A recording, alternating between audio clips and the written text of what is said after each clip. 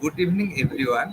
On behalf of the team Calcutta Comparatists 1919, I take this privilege to warmly welcome you again on the 85th lecture of the CC19 lecture series on this platform. Calcutta Comparatists 1919 is an independent forum for research scholars of humanities and social sciences. It carries the legacy of the academic study of Indian languages and literature envisioned by Sir Ashutosh Mukherjee and introduced in 1919 at the University of Calcutta. We take inspiration from this history as we are the student from this department, and we created this platform for sharing research interest and ideas. And from that initiative, we are organizing lectures on various interdisciplinary topics to be delivered by academicians and distinguished research scholars of different fields. Today, we have with us Professor Pradip Basu from Presidency University, and we are really honored to have him in this platform. And without further ado, I would now request our member Purvasha Mondol to formally introduce Professor Basu in this platform. Purvasha, over to you. Thank you, Pratim. In today's session, we will listen to Dr. Pradip Basu, who is the Dean of Humanities and Social Sciences and the Professor and former head in the Department of Political Science at Presidency University, Kolkata. He has done his MA in Political Science from University of Calcutta. He has also done his PhD in Political Science from University of Calcutta. He has achieved the National Scholarship for HS exam in 1973. Billa's Centenary Scholarship for BA Honours Part 1 exam in 1979. He got the highest marks in MA from University of Calcutta in 1982. He's the founder editor of Journal of Humanities and Social Sciences. He's the former research scholar at the Center for Studies in Social Sciences, Calcutta. He has worked on the Naxalite theory of state and revolution. His supervisor was Dr. Partho Chatterjee. He's the former doctoral fellow at Indian Council of Social Science Research. In his youth, he was involved in Naxalite politics, 1974 to 1981. He's the former faculty of Scottish Church College affiliated to University of Calcutta. He taught at University of Calcutta, Kalani University. He's presented papers and delivered lectures as resource person in various national and international seminars, workshops, the course-book of PhD scholars on post-structuralism, Gramsci, post-colonialism, and others. He has worked as examiner for MPhil and PhD thesis at university level. His eminent publications include Naxalbarid Purbokkon, Kichu Postmodern Bhavna, published in 1998, Towards Naxalbari, 1953 to 1967, an account of inner party ideological struggle, published in 2000, Uttor Adhunik Rajniti o Marxbad, published in 2005, Postmodernism, Marxism, Postcolonialism, published in 2010, Uttor Adhunik Rajniti, published in 2010. He has edited Colonial Modernity, Indian Perspectives, published in 2011, Discourses on Naxalite Movement, 1967 to 2009, published in 2010, Read on Silver, Naxalites in Cinema, published in 2012, Modern Social Thinkers, published in 2012, Monone Srijone Naxalbari, Bangali Sanskritik Anusandhan, published in 2012, and others. The title of his talk today is Gramsci's Hegemony, Contemporary Relevance. It's my sheer pleasure to welcome you here, Professor Pradip Basu. Now you may start your lecture. This virtual floor is yours. Over to you, Professor Basu. Thank you, Aratrika. Thank you, Purvasha.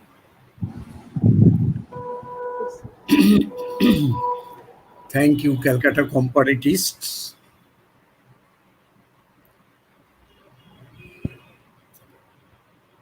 I will speak on Gramsci's Hegemony, Contemporary Relevance.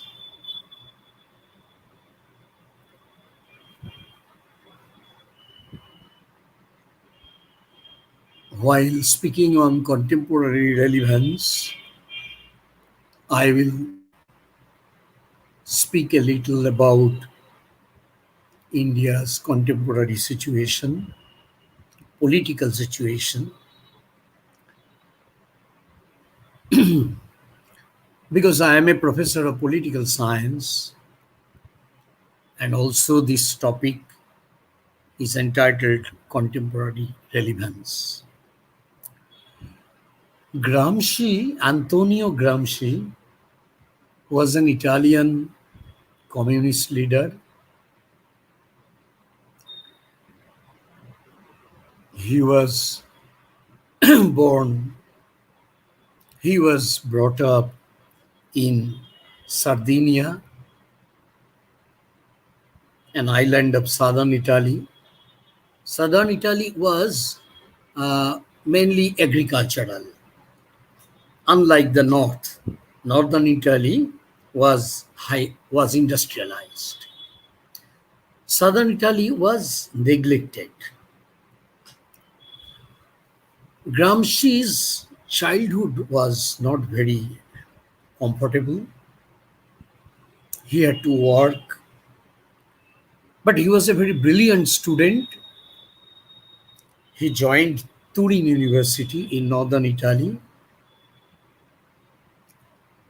and he became involved in leftist politics, first with the Socialist Party of Italy, and a few years later he founded, along with Bodiga, the Communist Party of Italy. Then in 1922, Mussolini came to power, the fascists in Italy. Gramsci was born in 1891 and he died in 1937, only 46 years old. In 1922, he was 31 years old. In 1922, he went to Russia. Just remember 1914 to 19, First World War. Then 1917, the Bolshevik Revolution under Lenin in Russia. Lenin is only 26 years old. Sorry, not Lenin, Gramsci, only 26 years old. Then in 22, he went to Russia. Next year, got married, went to Geneva, came back to Italy. In 1926, he was arrested by the fascist police. And the public prosecutor said that this brain must be stopped functioning for next 20 years. He was jailed. He was in jail for 11 years. From his childhood, he was very sick. He had problems of spine, tuberculosis, problems of gastroenterology. He could take only liquid food. Sometimes he blood vomited.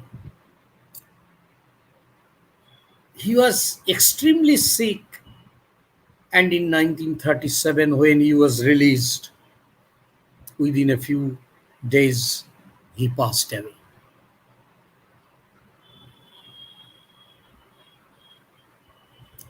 His brain could not be stopped from functioning.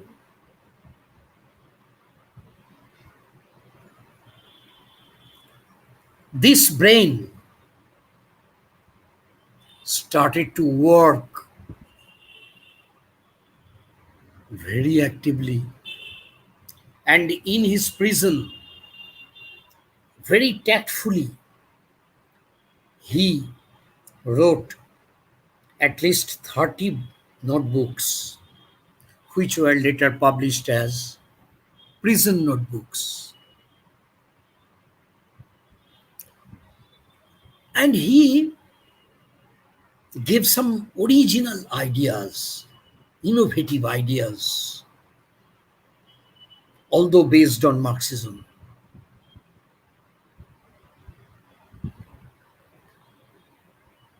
In 1919-20, he was involved in a very prominent way. He was involved in the factory council movement in Italy.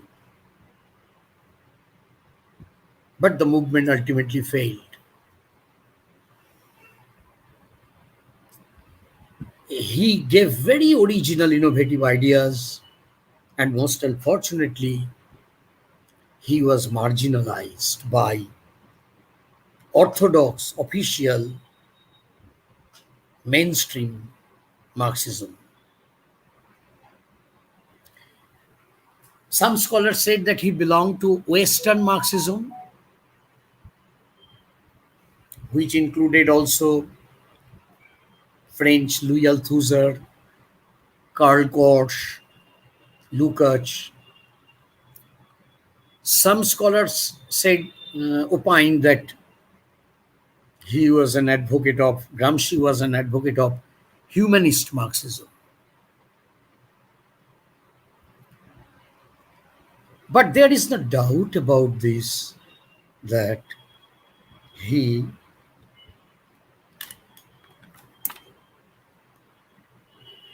moved away from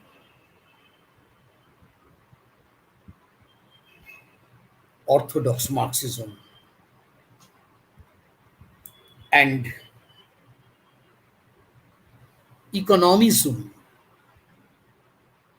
positivism, which were dominant trends within orthodox Marxism.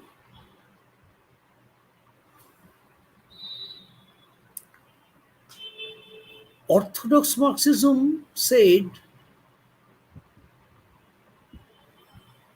that economy is the base of any society, whereas superstructure includes politics, state, political ideology, law, philosophy, religion, culture, etc. And superstructure is determined by the base. Gramsci rejected this binary, and he brought in a new concept which talks about the state and the civil society.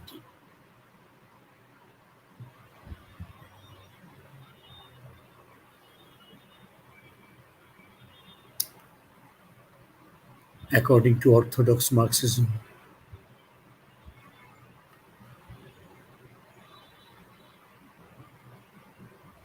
when the working classes are oppressed, exploited, they will rise in revolt. Class struggle will be intensified.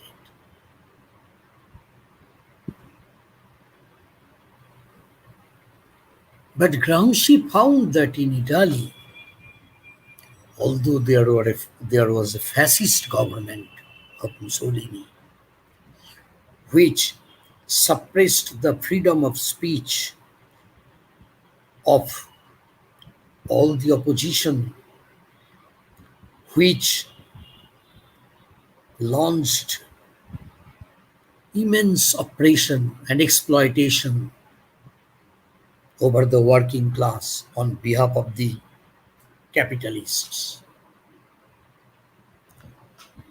Although there was tremendous oppression, exploitation of the working class and the peasantry especially in southern Italy, and the people Still, Gramsci noted, observed that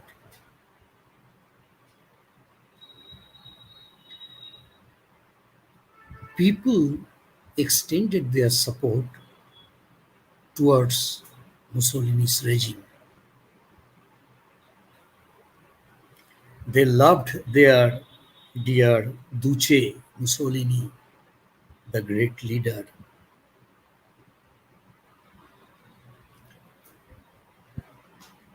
Gramsci was very surprised and he was trying to think out how could this be possible.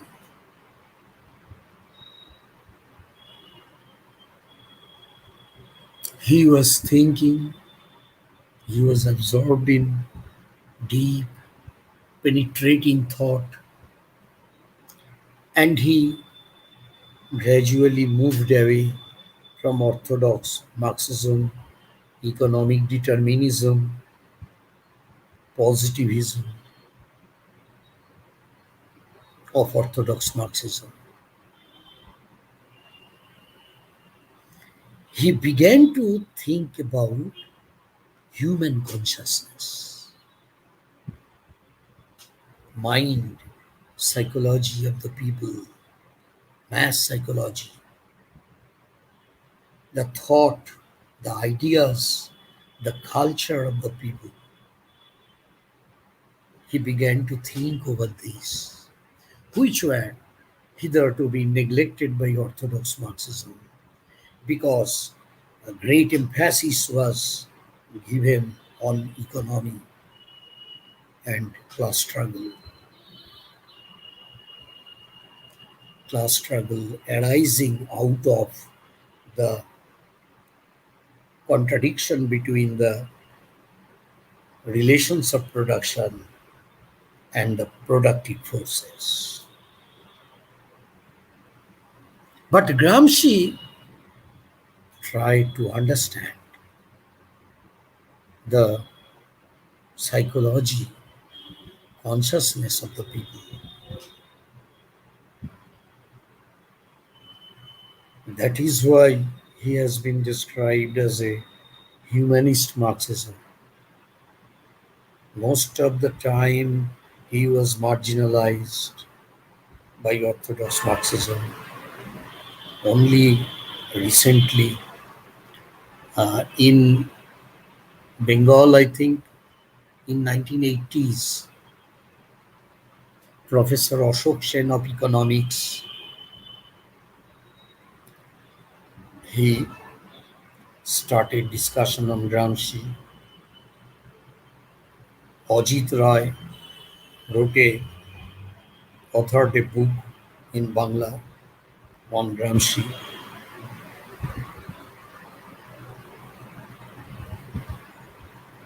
Then the subaltern studies school became very popular. They were inspired by Gramsci. The main thinker was Ranojit Guha. Recently, I wrote one of his articles. He wrote there that Gramsci was my guru, my teacher, my master, theoretical. And also we know about Professor Shobhanlal Dattagupta, Professor Shaurin Bhattacharya, the famous Marxist critic Shamik Bandyopadhyay. They started to popularize Gramscian thought. There is a new interest in the cultivation of Gramsci's ideas. Anyway, I come back to Gramsci. He was thinking about human consciousness, and out of this thinking, he developed his original concept of hegemony, or hegemony.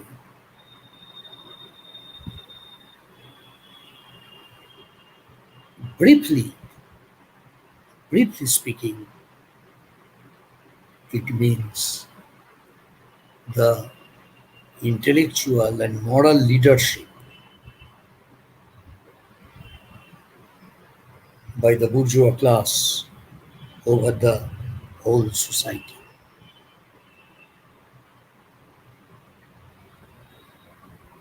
That means Gramsci elaborated that the bourgeoisie has established an ideological hegemony over the minds of the people in society. Why is it innovative? Why is it original? How is it different from orthodox Marxism? We know that Marx, especially Lenin, defined the modern capitalist state as an organ of class domination in the hands of the capitalist class or the bourgeoisie. It is an instrument of class domination, class oppression, class exploitation. Why do we obey the state, the bourgeois state? We common people, because we are afraid of the instruments of coercion, force, violence, the prison, the police, the army. That is why people extend their loyalty under compulsion to the capitalist state. Although some people understand that it is not a democratic state, it claims, it pretends to be a democratic, liberal democratic state, but actually it is ruled by the bourgeois class. Some people, some intellectuals, some activists can understand that. But we know that the state rules over us through its force, coercion. That was Lenin's concept. But Gramsci said that Lenin is right. Lenin was right, but insufficient, inadequate. Something must be added to Lenin's definition of the state. Gramsci said that state equal to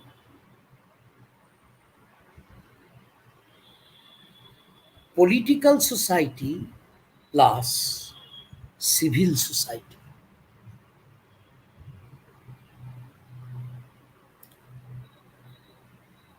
Political society is based on coercion, force.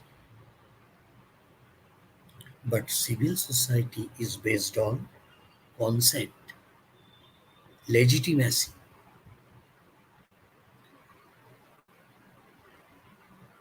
State is equal to coercion plus consent. Political society consists of prison, police, army, legislature, judiciary, administration, bureaucracy, executive, all the organs and instruments upon which there is a direct control by the state.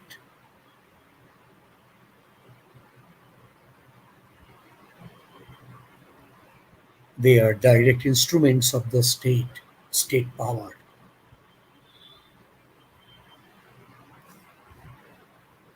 On the other hand,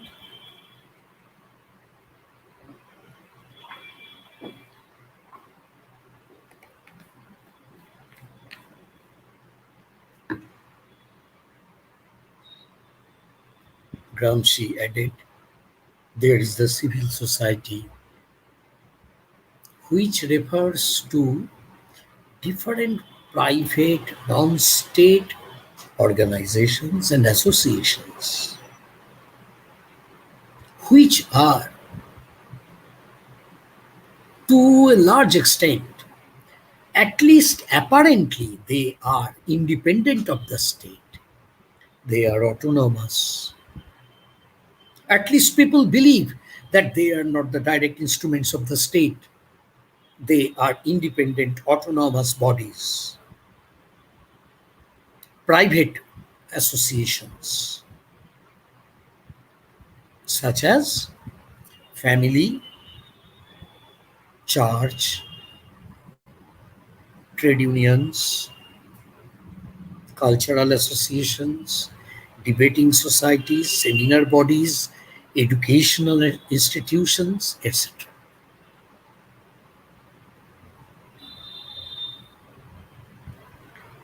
Now, Gramsci says that we extend our loyalty to the bourgeois state not only because of the reason that it has the monopoly of legitimate use of power, force. It has prison, army, police. Not only because of that, we extend our loyalty, we give our consent to the bourgeois state because we think that this state has the legitimate right to rule over us. So the people, the liberating people, they believe that this state has the right to rule over them.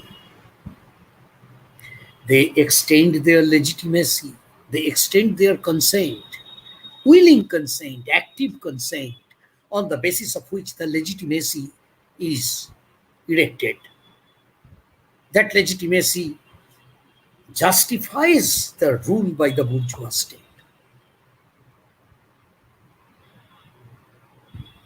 How does it happen? It happens even when there is extreme oppression by the state, by the bourgeois state, by the bourgeois class. Even then, people are happy with the rule of the state. How does this happen? This is a paradox. And Gramsci's answer is that it is because of hegemony. In simple words, brainwashing. If you have seen Hirok Rajar Deshe, the film by Satyajit Ray, if you have not seen, please see it. If you don't understand Bangla, you see it with English subtitles. But please see it. You will understand Gramsci's hegemony. The brainwashing, মস্তিষ্ক প্রক্ষালন যন্ত্র, brainwashing machine. That means the bourgeoisie also rules by controlling the consciousness, the brain, the psychology, the minds of the laboring people, of the exploited, oppressed people. And how does it do it? It does it through the different relations, institutions, and ideas in the civil society. There are different organizations and associations in the civil society. Media, educational institutions, religious bodies, cultural bodies, family, Through this, indirectly, a kind of common sense is created. Common sense, which we use in our everyday life. We don't need to study any philosophy or social science to have some common sense. Every common people has got common sense. And they think that this is a natural sense. This is quite natural. But Gramsci pointed out it is not natural. Common sense is actually, in a very subtle way, tactful way, in a very delicate way, indirect way, implicit way, invisible way, imperceptibly, common sense is created, constructed by the different organizations and associations in the civil society.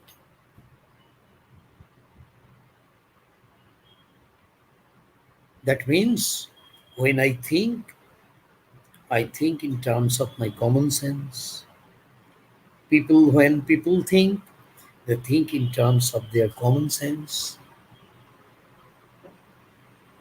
Common sense does not directly tell them to support the capitalist class.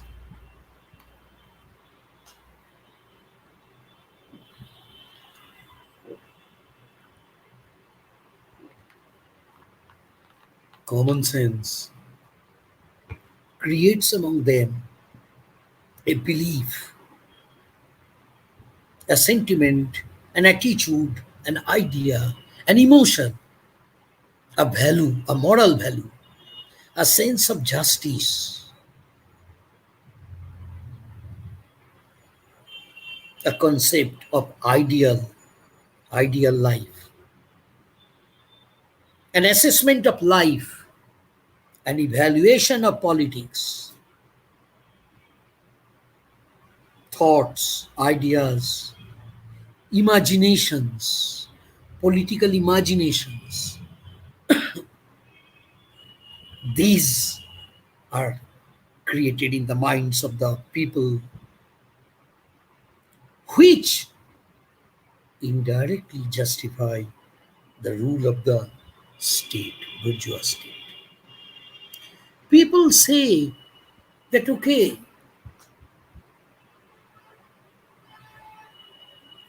there is huge unemployment, poverty, workers have no home, no shelter, no proper health care.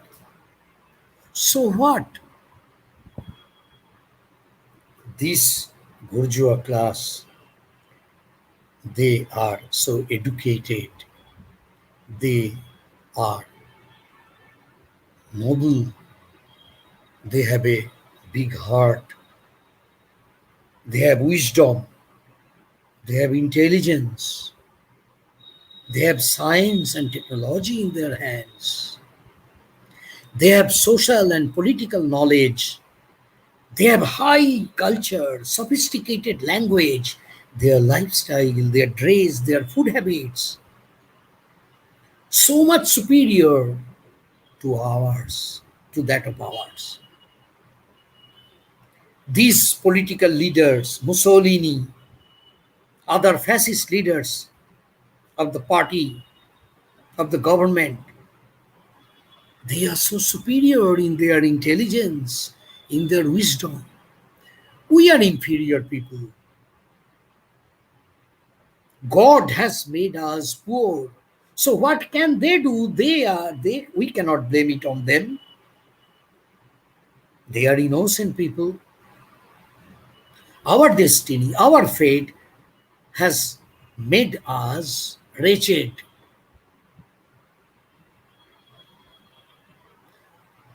So we cannot blame the bourgeois state and the bourgeois class.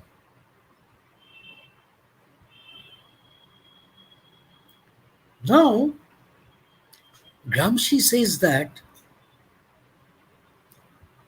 in those countries of the East, for example, Russia, at the time, Russia was Russia's capitalism was very at a very low level of development, so it was considered a backward country in Europe. Gramsci called it an Eastern country.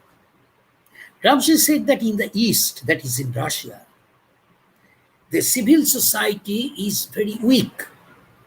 Democratic institutions are very underdeveloped.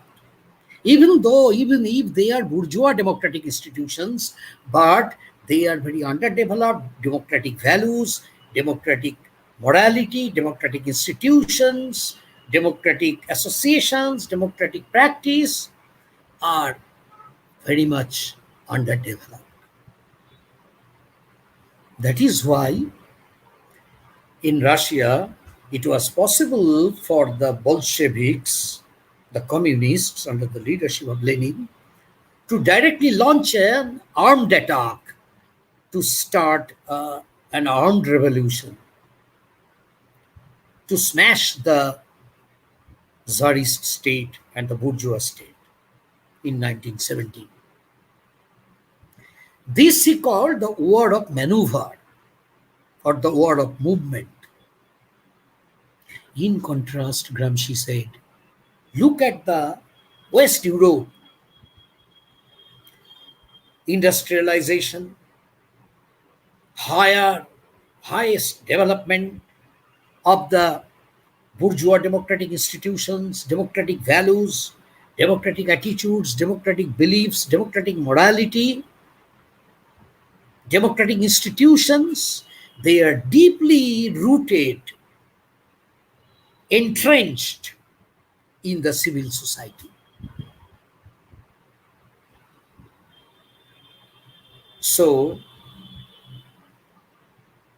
the civil society is like a trench. You have to conduct a trench warfare first.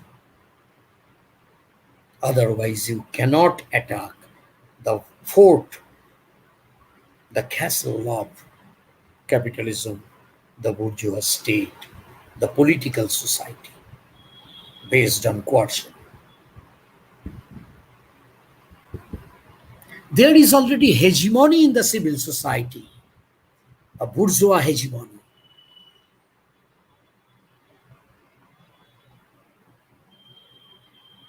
This is important for the communists, for the revolutionary forces. You have to build up a counter hegemony, a socialist hegemony in the civil society. Create a new common sense among the people that this bourgeois rule, enough is enough. This bourgeois state, so oppressive, so bad, so evil, it's a devil of a thing.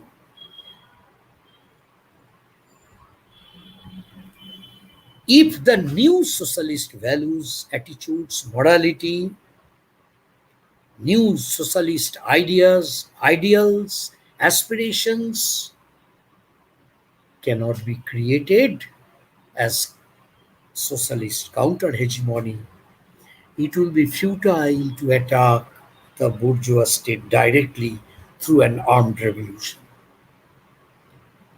Because the common people in the civil society will not accept it. And the bourgeoisie will have every chance to stage a comeback to power with the support of the people whom they are exploiting and who are unaware of the exploitation. Not unaware of the exploitation, they are aware of the exploitation, but they are unaware of who is exploiting them. This is called by Gramsci as the war of position, word of position. Now,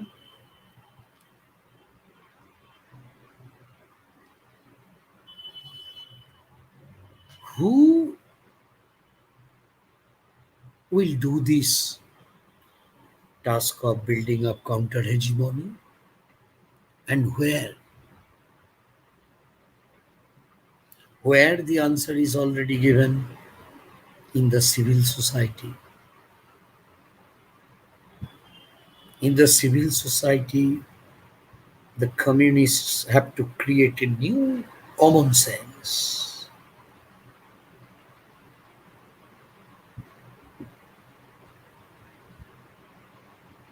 But who will do it? First of all, Gramsci replied, the organic intellectuals.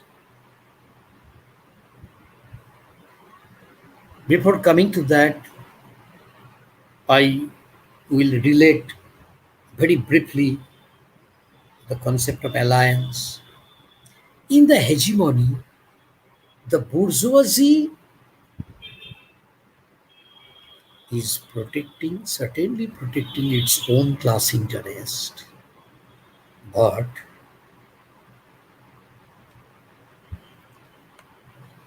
it will do two things.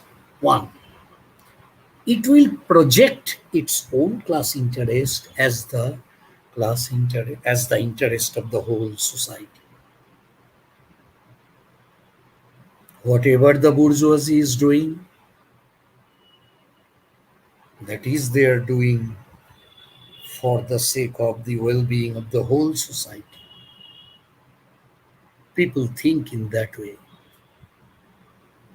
It seems that the bourgeoisie is broad-minded, generous. They are looking after the interest of all the people of society, all classes of people. They are not narrow. And moreover, Gramsci talks about historical bloc.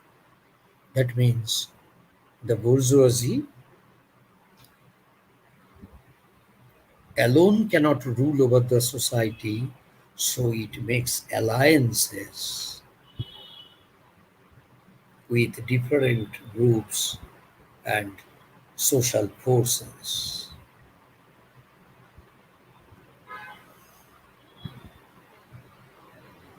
Gramsci talks about the national popular will. The bourgeoisie represents the national popular will of the whole nation, of the whole people, of the whole society.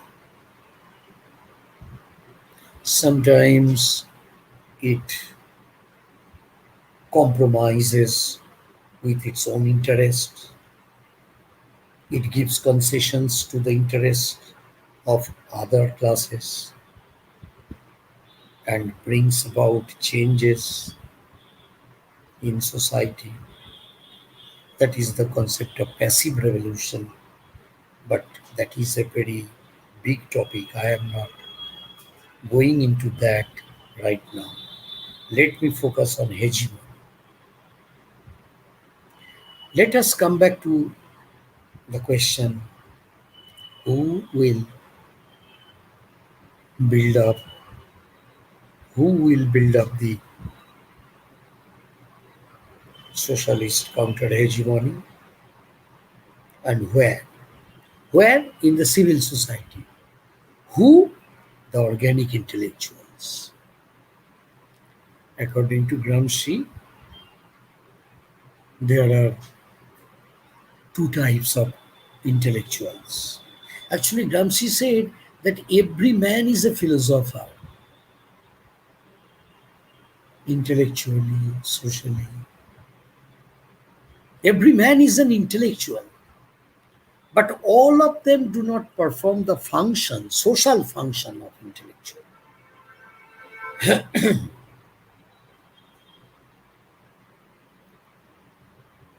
Gramsci talks about two kinds of intellectuals.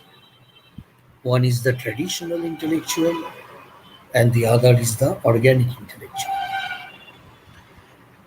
Traditional intellectual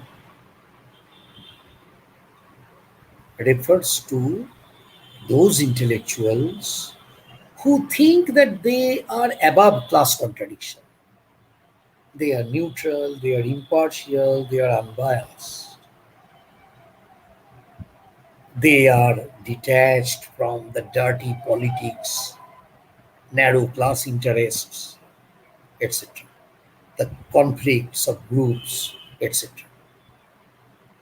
Traditional intellectual is happy in his ivory tower with his knowledge of science, technology, philosophy, social science, mathematical science, his social science, humanities, as if he is a supra-class, supra-historical entity. Actually, he is not. Actually, the traditional intellectual is indirectly supporting the existing status quo, the existing order. He does not come forward to criticize the government. He does not oppose the state policies. He does not openly, publicly extend his support for the class struggle of the proletariat or the peasants. He does not do it. But organic intellectual, he originates from the class. For example, the proletarian class, maybe from capitalist class also, another group of organic intellectuals may originate. Take the example of proletarian class. From this proletarian class originates the organic intellectual, and the organic intellectual is closely connected with his own class.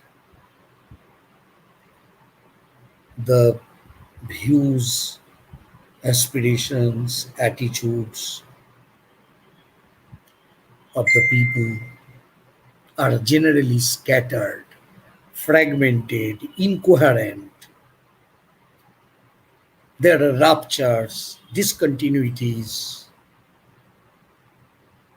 contradictoriness, self-contradictoriness, inconsistencies. But the organic intellectual does articulate these aspirations of the class,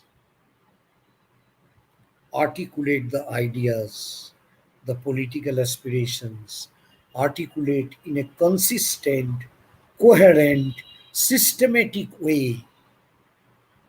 Articulate means organic intellectual gives proper expression to these scattered ideas. He or she puts them into a systematic whole.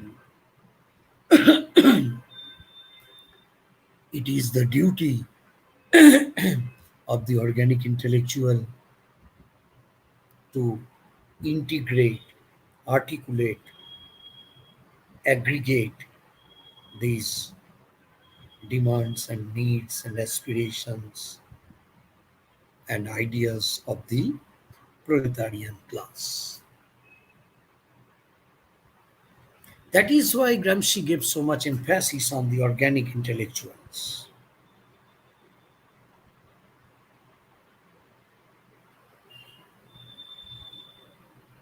Some people say that Gramsci was a revisionist.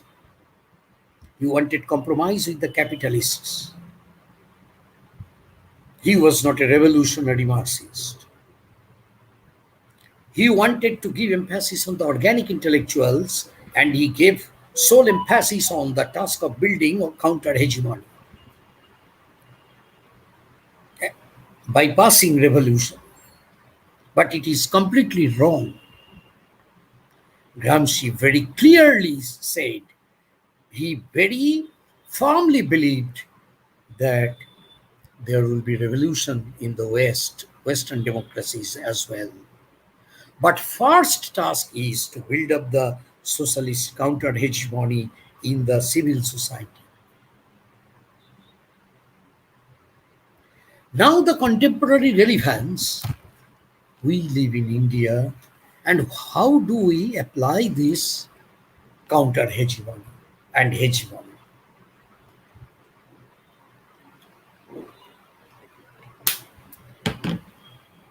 In India, right at the moment you see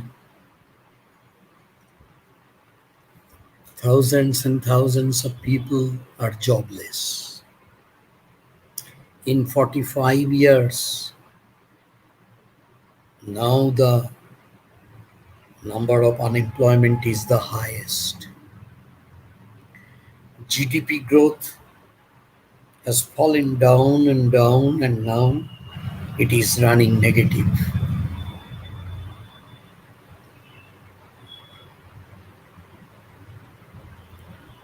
We know that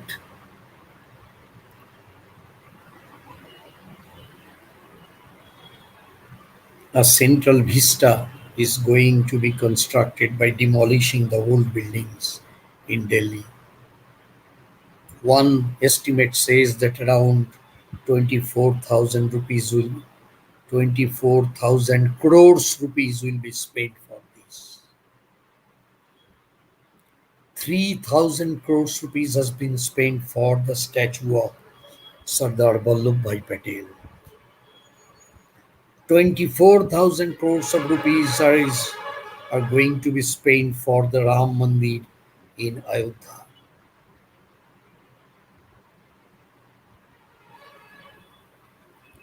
800 crores rupees has been spent for the private aeroplane for our Honorable Prime Minister. 3,000 crores of rupees has been spent for the statue of Sardar Vallabhbhai Patel. And there is no money for millions of corona patients, COVID-19 patients. No bed in the hospital, no oxygen. And still people believe that whatever is being done is done for the good of society. You understand the hegemony? I was talking about Hirok Raja Deshe. What was said? The Hirok Raja, the king of the kingdom of diamonds, is great. We are starving, but he is great. We have no money, no education, no health facilities, but he is great. We must not criticize him. That is a sin. We cannot commit a sin. Try to understand the hegemony, Gramscian hegemony, the Hindutva hegemony. Yes, let there be a Rama temple, but why after the demolition of the Babri Mosque? Why? Let there be a Rama temple in Ayodhya, but 24,000 crores of rupees, while there is no hospital, no bed, no oxygen.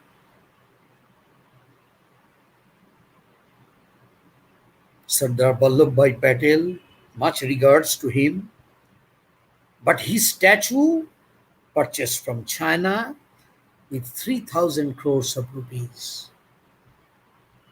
The highest, tallest statue, the demonstration of strength, power. But people will say, our great leader cannot do anything wrong.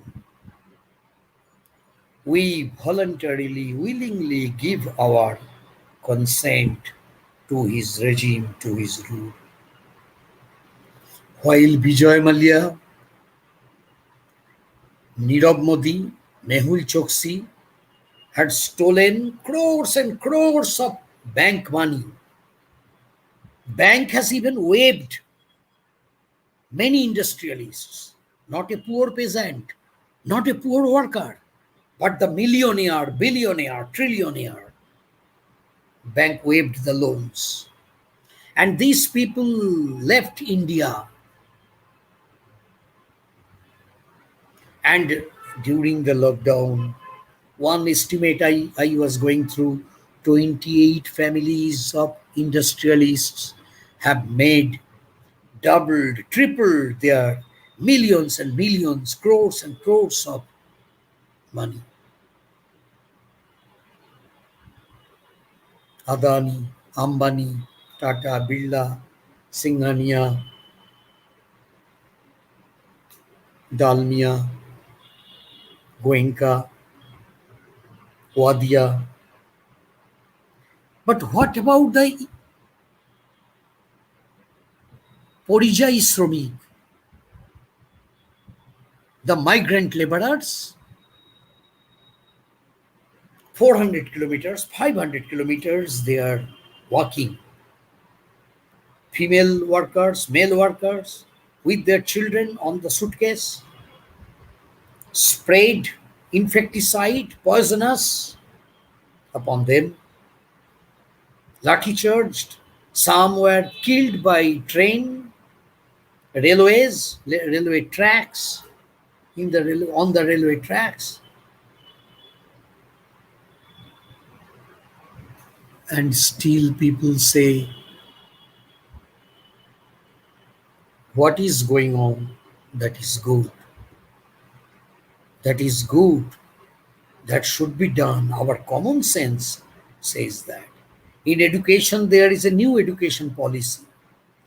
The Reserve Bank of India, the CBI, the LIC, the Planning Commission are being either regulated or dissolved. Bureaucrats are being punished. And there is no freedom of speech. If you criticize the government, you will be described as an anti-national. Desh ke gaddar, watan ke gaddar, deshodrohi. You will be jailed. Our constitution gave some basic structural principles: federalism, secularism, democracy. But you cannot openly criticize the government. That is our democracy today. The NRC, NPR are meant for detecting the Muslims.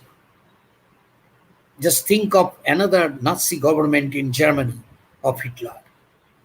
They branded the Jews as their other, the enemy. Similarly, in India, we have the Muslims. The Muslims are being branded, detected, identified as the enemy of the whole people. They will be detected and sent to the detention centers in Gwalior, in Assam, and other places. That is why Gujarat genocide of Muslims took place. That is why Muhammad Akhlaq was killed, because he kept beef in his fridge. You don't have the right to eat. See, I can eat beef, I can eat pork, I can eat fish, I can be a vegetarian. That is my fundamental right provided by the Indian Constitution. But this democracy is being destroyed.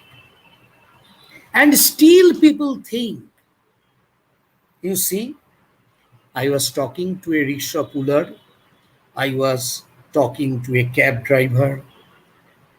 For last few years, I was talking to our family cook, our maid, to the vegetable seller, to my professor colleagues, to my doctor friend, to my lawyer friend, male and female, urban and rural. So many people, they worship the great leader, just like the Italian people worshipped their Duce Mussolini.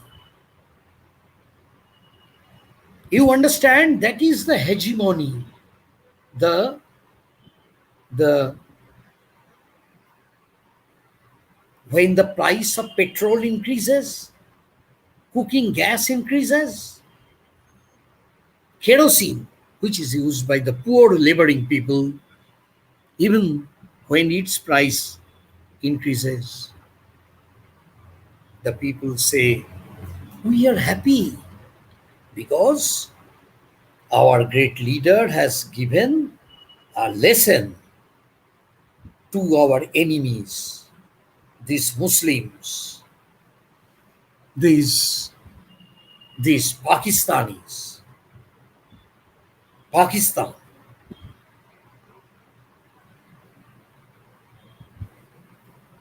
So we will become a Hindu Rashtra, Hindu state.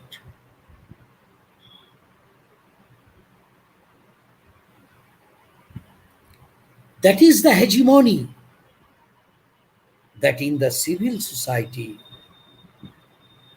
educational institutions, cultural institutions, all are saying. I know one friend of mine, he's an expert in economics, he's a finance officer. He said demonetization was a wonderful step. See, no black money would be recovered. At least 100 people died. Harassment for thousands of people. But he said demonetization was a brilliant thing.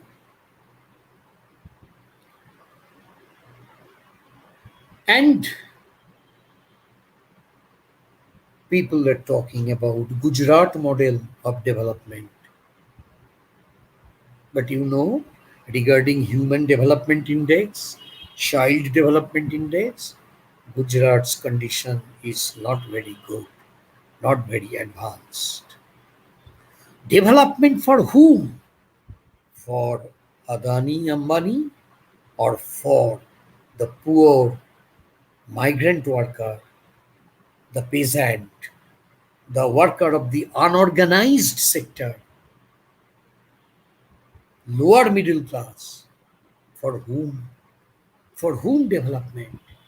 But it is useless to say, because the hegemony, cultural hegemony, has been so deeply entrenched in India today that we boast of being a Hindu.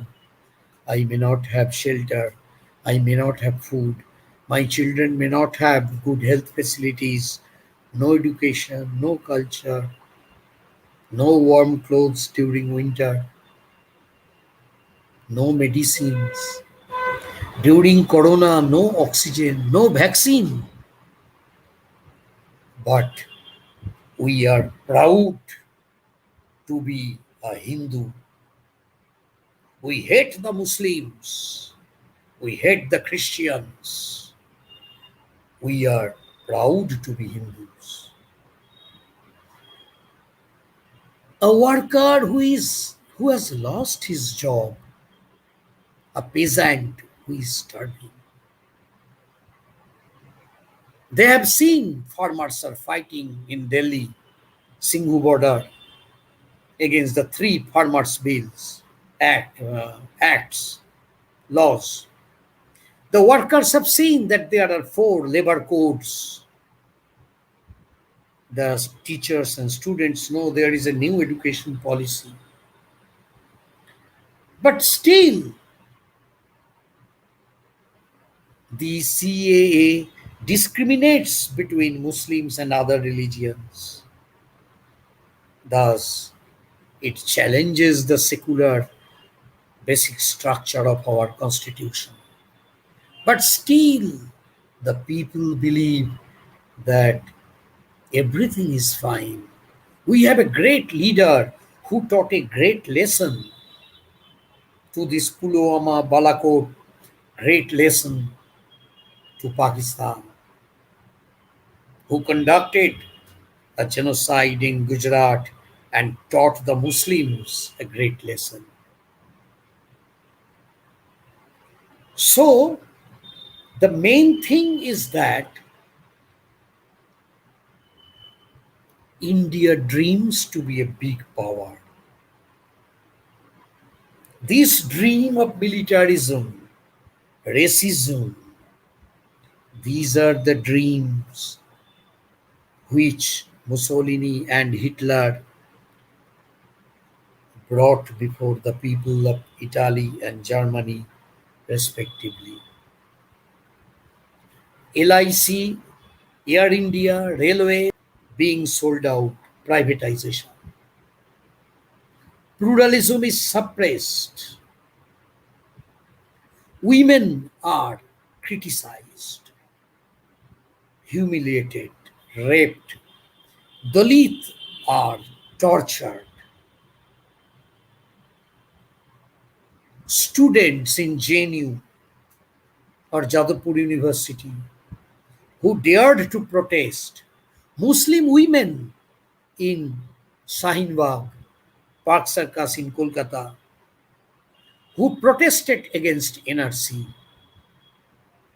They were humiliated, not only by the ruling party, that is not my point, not only by the ruling government, not only by the ruler, by a large section of the people also. Many Hindu people, upper caste people, they think that Dalits should be treated as an inferior person. Women should be treated under our as one of our subordinates. Minorities should be treated as second-class citizens, and media is being fully controlled. This media control, which is called Godi media, that media is controlled. And this is a situation of bourgeois hegemony. That is all about what I wanted to say briefly. Now, if you have questions, if I can, if I know the answer, I will answer.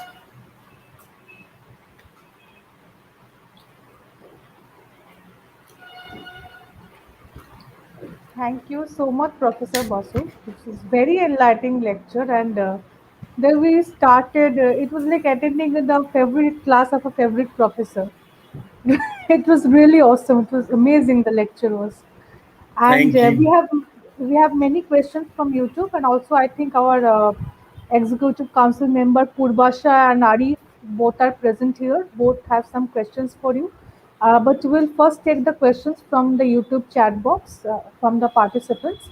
I will show Can them in the. I can Yes, I sir. see the questions in the Yes, sir. written I will. form?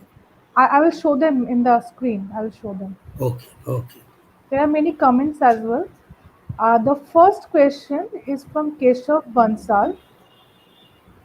He is asking, what are your views on the post 2014 Bhakti movement in India in light of Gramsci's hegemony? Is the contemporary Bhakt really a marginalized subject?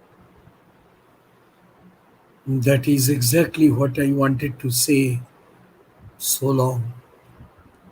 That the Vakt is completely hegemonized. his or her. Generally his, because Brahminical hegemony is also a patriarchal hegemony.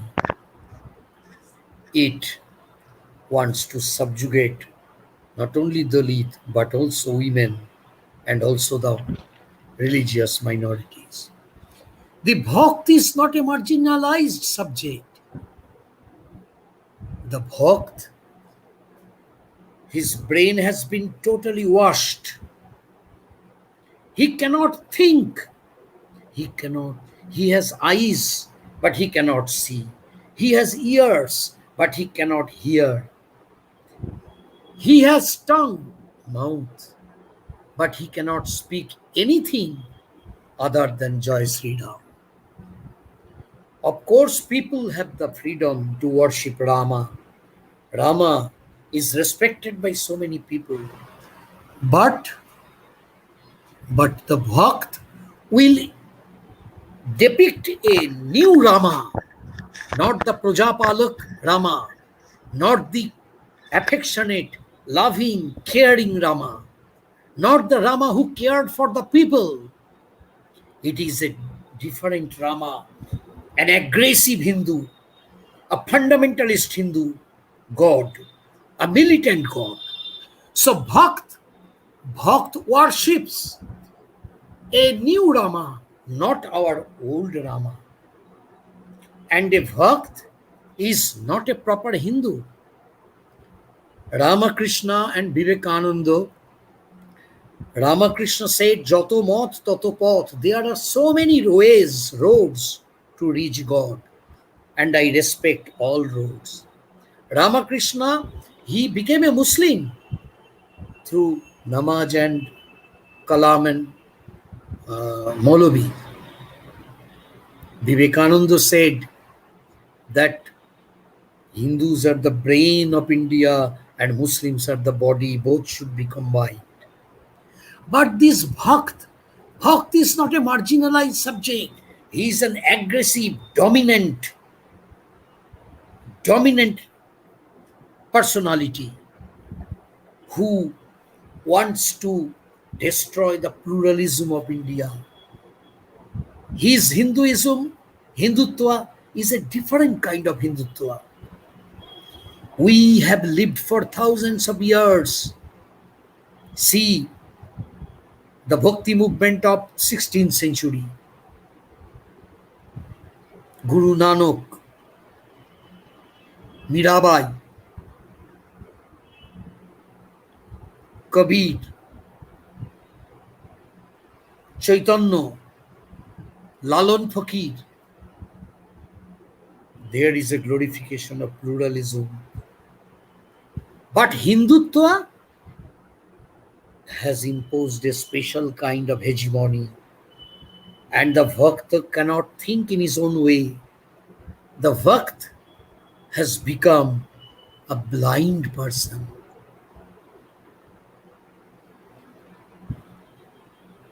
Thank you, sir. And if the Bhakts are worshipping the figure of Rama, historical or the religious or the mythological figure of Rama, aren't they deviating from the path? Like worshipping a fundamentalist, aggressive, male patriarchal figure. Aren't they itself deceiving their God? Yes, exactly. That is what I wanted to say, that our tradition, I wanted to say that Bhakt is a Hindu Bhakt. But you see, Hindu is a highly pluralistic culture. My father was a devotee to goddess Kali. My mother was a devotee to goddess Durga.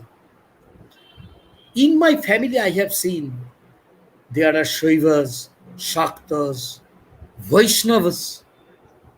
So many different traditions are there. Some are vegetarian, some are non-vegetarian. And also, you see, there are so many different types of cultural traditions. In South India, Ravana is worshipped. In Yes. North India, Rama is worshipped. In Bengal, you see, Durga, Kali, Shiv.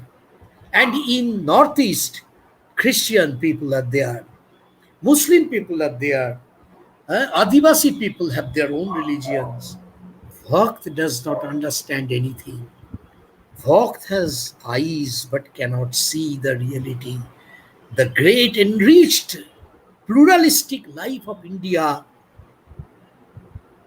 is invisible before the eyes of the Bhakt. Absolutely right, sir. The next question is from Shivraj. So the brainwashing, Shivraj is asking, so the brainwashing is only possible by the words uttered by the bourgeoisie, which resulted in hegemony. What is the role of educationist in your view, dear professor? Very good question, Dr. Shivaraja, Tamil Nadu. I am a professor, unfortunately. And you see that bourgeoisie does not do the brainwashing directly. That is the point of Gramsci. The educationists, professors, teachers, poets, artists, singers, essayists, orators, these intellectuals, intelligentsia,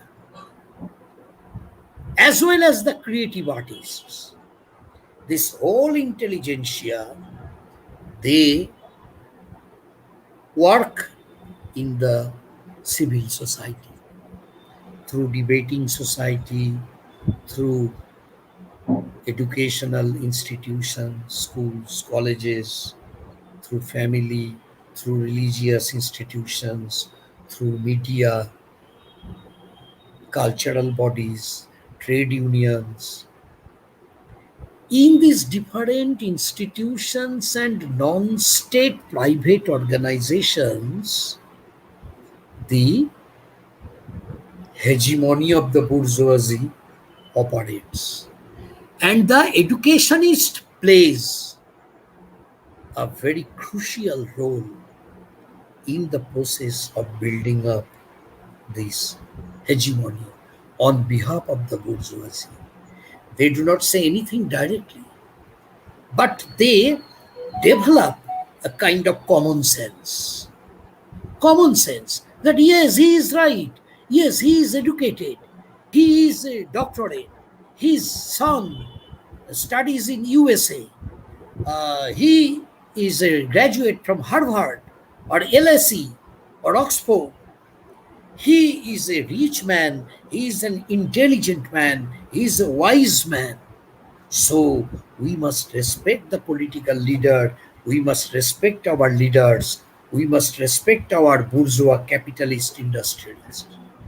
They have created industry for us. Their industry not for making profit, but for welfare, well-being of the whole people, whole society. Thank That's you, all. sir. Thank you, sir. The next question, moving on to the next question from Priyankar Dev. Can we say that current Indian politics carries the hegemony in the language that is meant for minor appeasement, that is a traditional weapon to divide public mandate on the basis of class? Can I say that current Indian politics carries the hegemony in the language that is meant for minor appeasement? Minor appeasement, you mean what? Minority appeasement or minor appeasement? That is a traditional weapon to divide public mandate on the basis of class. The question is not very clear, honestly, but I can read it in a way that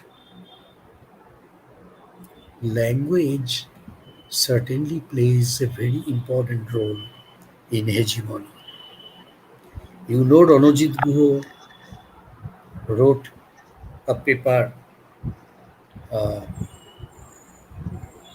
Power of Language and Language of Power, something like that. The language of the powerful always dominates.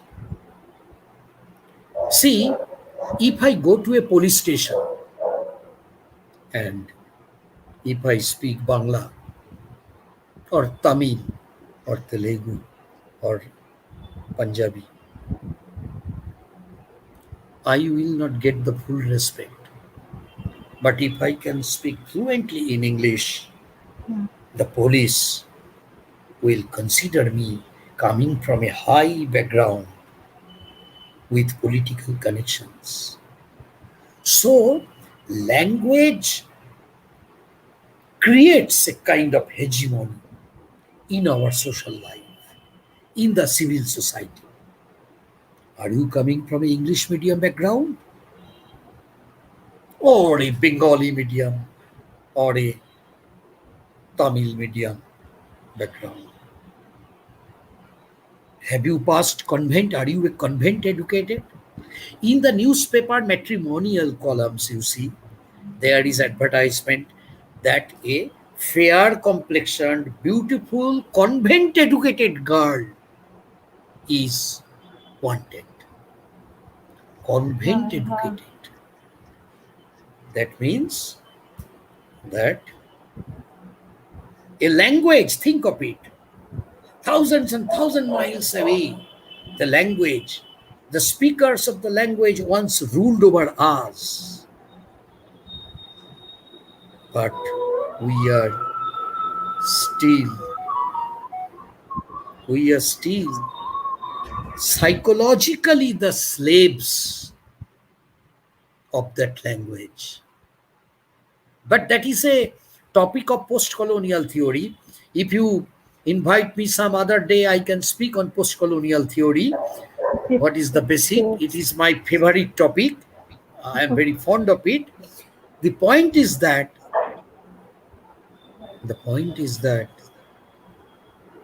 in a metro train, if you quarrel with your co-passenger in Bangla, you will not get an added strength, which you get when you start speaking in English.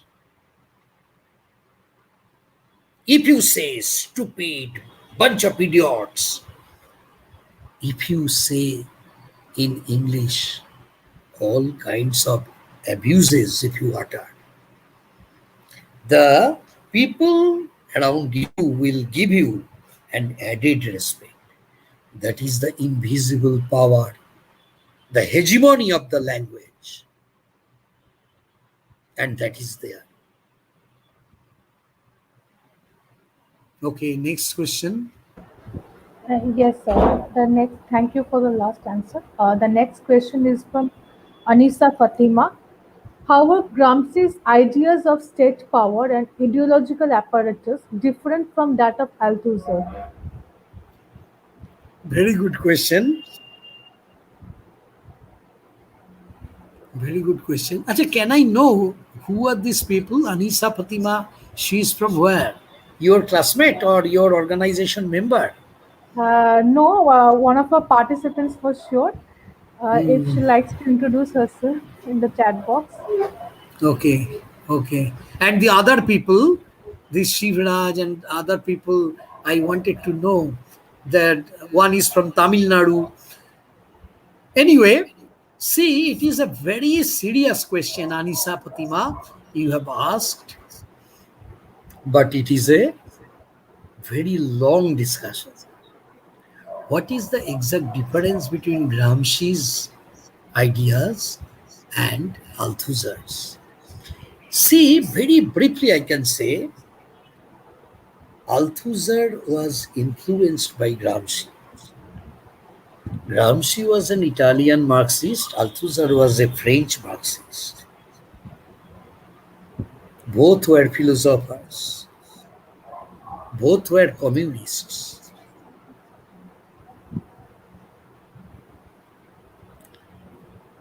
But Gramsci, both belonged to Western Marxism. So both were marginalized by orthodox mainstream Marxism of Stalin.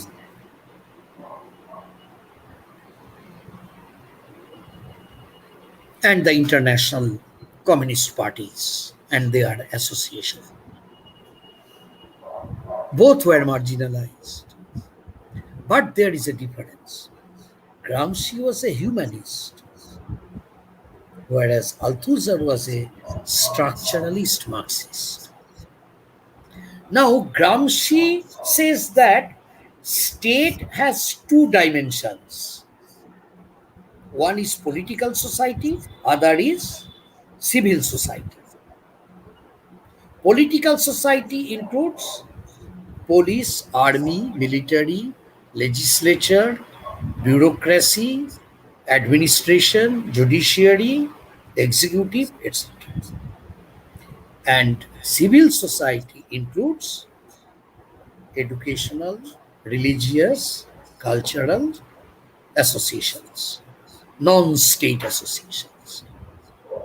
Althusser says the bourgeois state has two aspects. One is the ideological repressive state apparatus, RSA, repressive state apparatus, which includes prison, army, police, etc. And the other is ideological state apparatus, ISA, which includes this educational institution, religious institution, etc. So there is some similarity. Althusser was influenced by Gramsci, but also there is a very serious difference between the two. While for Gramsci, human consciousness, human culture, human intervention, human agency is extremely important. At that time, for Althusser, the structure of capital, the structures of society, the structure of economy, the structure of the mode of production are more important. Although both of them rejected the orthodox Marxism, mainstream official Marxism of Stalin, but and both of them agreed on certain points, but they and both of them rejected positivist Marxism. Positivist Marxism or economic deterministic Marxism or historical deterministic Marxism under Hegelian influence, or economic deterministic Marxism of Stalin, or positivist Marxism of Kautsky. What does it mean? Positivist Marxism means that gives emphasis on Marxism as a scientific theory, equivalent to natural science like physics, chemistry, biology. Positivist Marxism of Kautsky thinks that Marxism is a science, and the laws, economic laws, historical laws, they are like laws of physics, chemistry, biology, etc. But for Gramsci and Althusser, both of them will reject positivism of Kautsky, economic determinism of Stalin, orthodox Marxism of Stalin, Plekhanov. Both of them will reject. So they both belong to Western Marxism. They say, both of them will say that Marx was talking about some tendencies, especially Gramsci will say that, not scientific laws of development of socialism out of capitalism. Gramsci will not accept this view. Gramsci will not accept that there is a difference between base and there is a duality, a dual totality of base and superstructure, and base, that is economy, determines superstructure. Gramsci will not accept it. Gramsci will give emphasis on, certainly he will give emphasis on economy, but at the same time he will give emphasis on consciousness, human role, human idea, human culture. Next. Sir, How many Arif's question. people? How many people have attended today?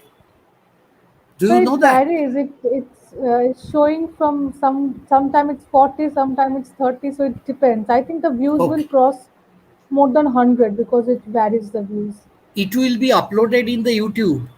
It's already live broadcasting in YouTube, so it's already live in YouTube and it will stay in our It will channel. stay. Okay, because Yeah, and I will send you the link. many people called me today all the day that they want to see it uh, Okay. in the YouTube next in some other day.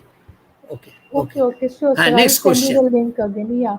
Sir, Sorry. Arif's Next question. question, yes, no, sir, it's okay. Arif's question is also related to it. The question Fatima asked, and Fatima has introduced herself. She is a research scholar from Mangalore, Karnataka. Oh, thank And you. Thank you, Anisa. Arif says that Althusser reimagined Gramsci's cultural hegemony and conceptualized ideological state apparatus and repressive state apparatus. How does this create the sense of herd morality and herd instinct, which furthers the ideological concentration of power? Mm, And it also has a second part. So, should I show it now? so Thus, this formation of herd behavior will result in a panic escape to the bigger herd in search of acceptance.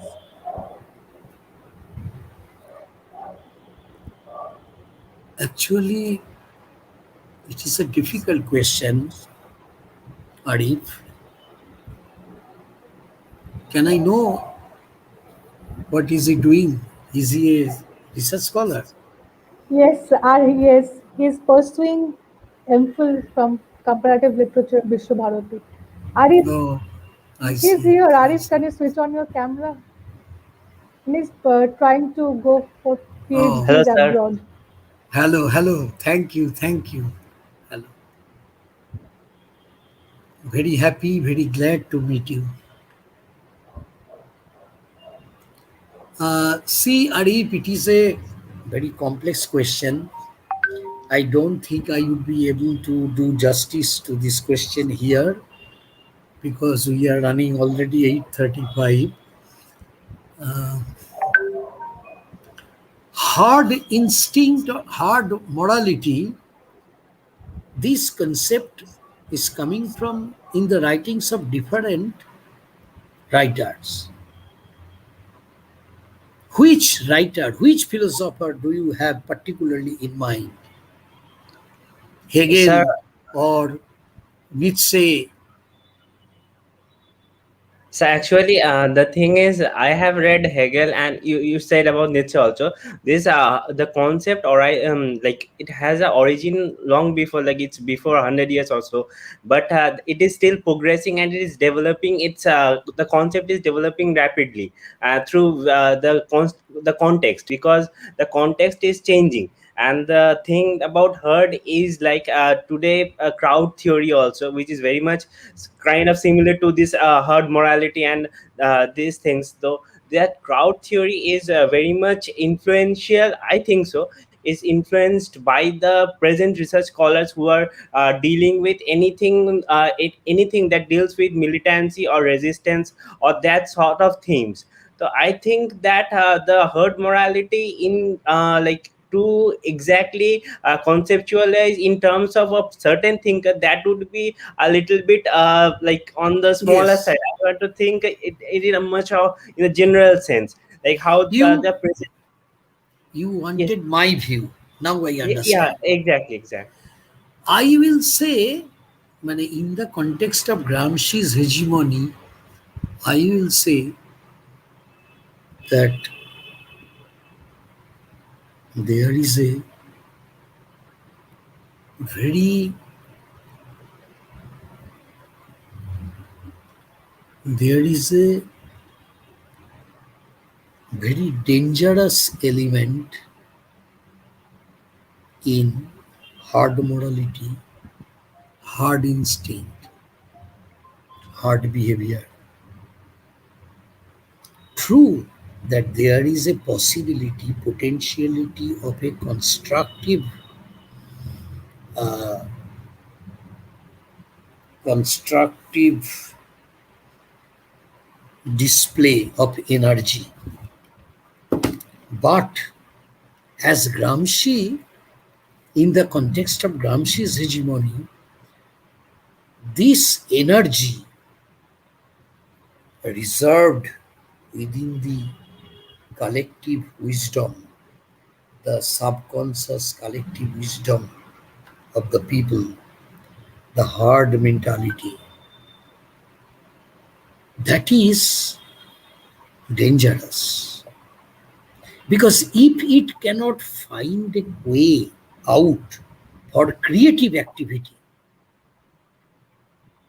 it will wake up all the dangerous, destructive, blind, instinctual forces of our mind.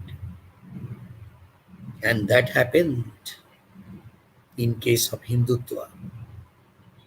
When people, here I will draw some idea from, not from Hegelian concept. Their hard morality has a constructive, positive potentiality. I will not draw your attention to this fact because today's India talks more in terms of the destructive hard instinct, which demolished Babri Masjid, a 400 years old mosque, a religious symbol for millions of Muslims. The Gujarat genocide of Muslims, the mass rape of Muslim women in Gujarat, Hathras, the procession in support of the rapists, the killing of Muhammad Akhlaq, or some young person, Muslim boy, that utter, chant Jai Sri Ram, or you will be killed. These are the expressions of the evil, destructive aspect of hard instinct.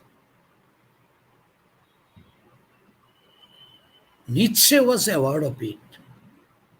And I will say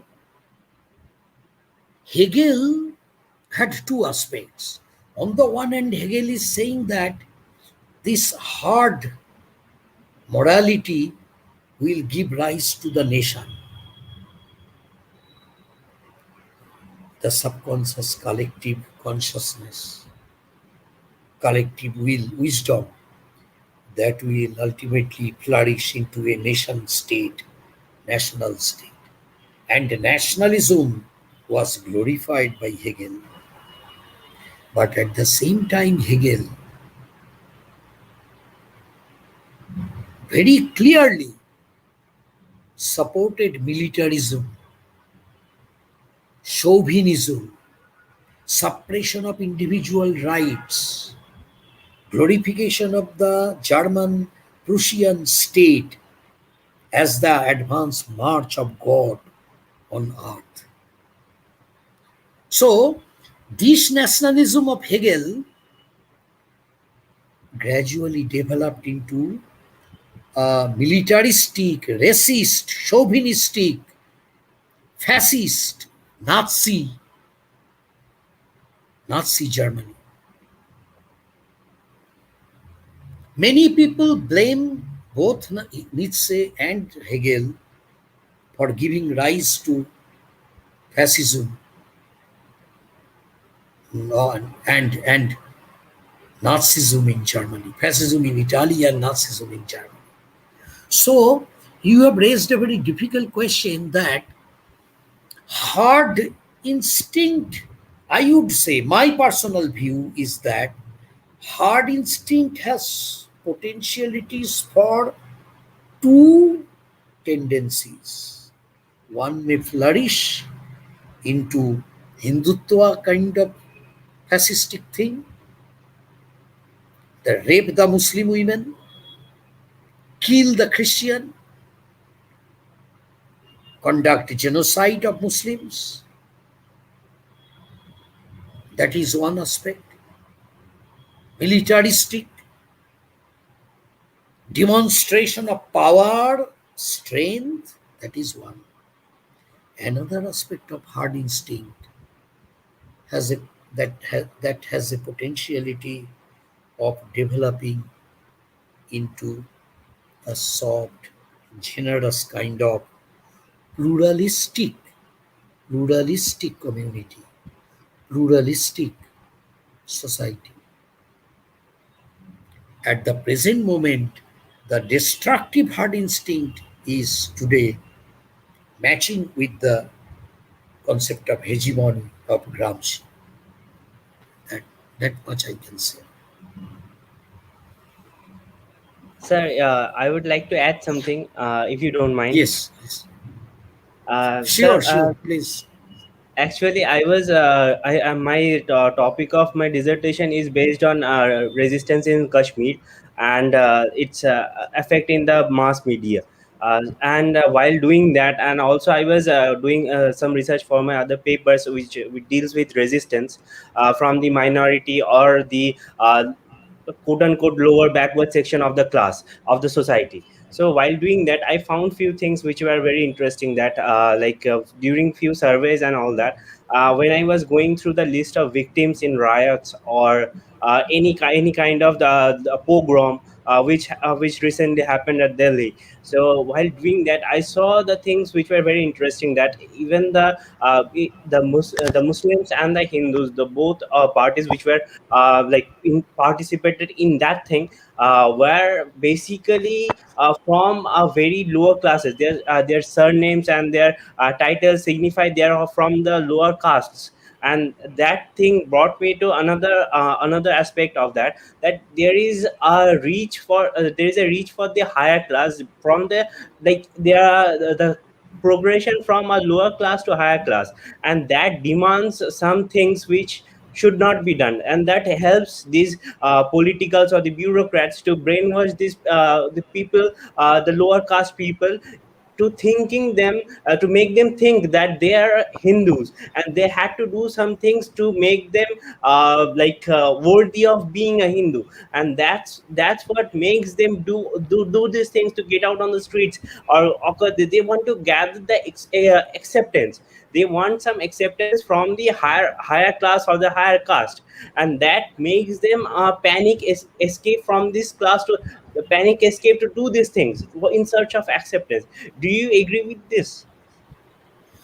Hmm. First of all, I will say that you have taken up a very risky topic for your PhD. The resistance in Kashmir. eh? In Bengal, you are safe. But if you want to conduct any field survey in Kashmir, that will be extremely risky and dangerous.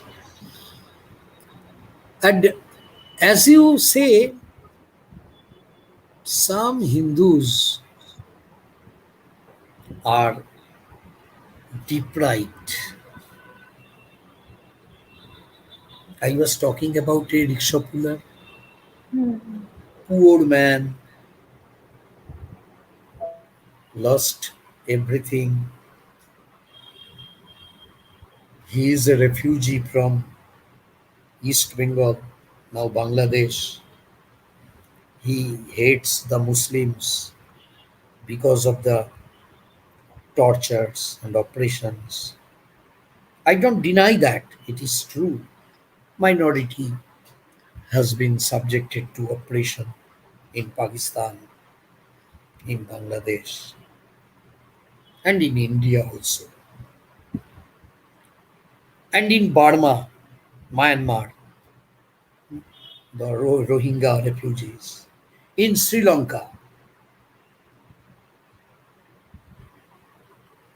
Now, this rickshaw wala, he lost everything. He has come here. He hates the Muslims. He has nothing to lose. No job. His rickshaw is not his own, hired. This man was expressing her hatred in front of me when I was talking to him. This man is an otherwise calm and quiet, peace loving, good person. But when I was talking about communal hatred, communal riot, communal oppression, he flared up. His hatred, the hard instinct in him, came out in a cruel, destructive form. This person is proud that he is a Hindu. He lost everything. But the great leader has given him the confidence. गर्व से बोलो कि हम हिंदू हैं. हिंदू खतरे में है. Hindu is insecure, and I am proud to be a Hindu. But he lost all his rationality, his humanitarian feeling, his constructive emotional attachment. Whenever he finds a Muslim, his hatred flares up. He calls himself a Hindu first of all. When I say, you don't have a job, your children have no education, you have no enough food, why are you so proud of being a Hindu? Will a Hindu state bring about everything for us? Pakistan is not our model. Pakistan is an Islamic state and we want to become a Hindu state. What is this? Our model is Pakistan. We should be the model for Pakistanis. That we are a secular, we have a secular constitution, a pluralistic, democratic, federal constitution structure. We should be the model. But we are imitating Pakistan. We want to be a Hindu Pakistan. What do you say? But still he said that I want a Hindu state. I want to take a revenge. Just one thing, perhaps I am taking too long time. No, sir, no, sir. You can continue. It's amazing. Okay, Seriously. thank you for that, your generosity. Once a person, a Hindu, came to Gandhiji, asked him, Mahatma Ji, Gandhiji, in communal riot, I lost my son. My 10 years old, perhaps 10 or 12 or 8, 10 years old son has been killed, murdered, butchered by the Muslims. I want to take revenge. I want my peace of mind. Give me back. Give me back my tranquility. And Gandhiji said, Beta, bhaiya, I don't know the exact. I just doing a story, but the truth is there. Gandhiji said that go back, find a Muslim boy, 10 years old, who has been orphaned, an orphan Muslim boy, whose parents have been killed by the Hindu rioters. Adopt him, accept him as your son. Therein you will find your tranquility of mind, your peace of mind, your sense of justice, retaliation, revenge. Okay, that's all. Thank you very much, Arif. It was if if you want, you can keep contact with me through WhatsApp. Anyone can keep contact with me every Sunday from 10 p.m. to 11 p.m. every Sunday. I keep 1 hour separate for many students who have suffered from corona in Dinajpur, Malda, Murshidabad, remote places. Poor people, mainly coming from poor people, but not always poor. Middle class people are they are also like me. They English medium, Bangla medium, Hindi medium, they call me and they discuss theory. I know only theory and thought. I don't know Indian politics. I don't know comparative politics. I don't know Indian constitution or international relations. I know political thought and theory. I have been teaching for last 37 years. So they call me and we discuss political theory. They learn from me, I learn from them. One boy called me, class 11, class 11 boy. He called me and discussed what is liberalism. And one MPhil student called me. He was discussing his research material. So see the range from 11 to MPhil. Anyway, I enjoy this discussion. Any Uh, other question? yes, sir, many actually. Also, according, like you said, you have many young students also. We have a question from a very young student from 10th class. Shri 10th. Sri.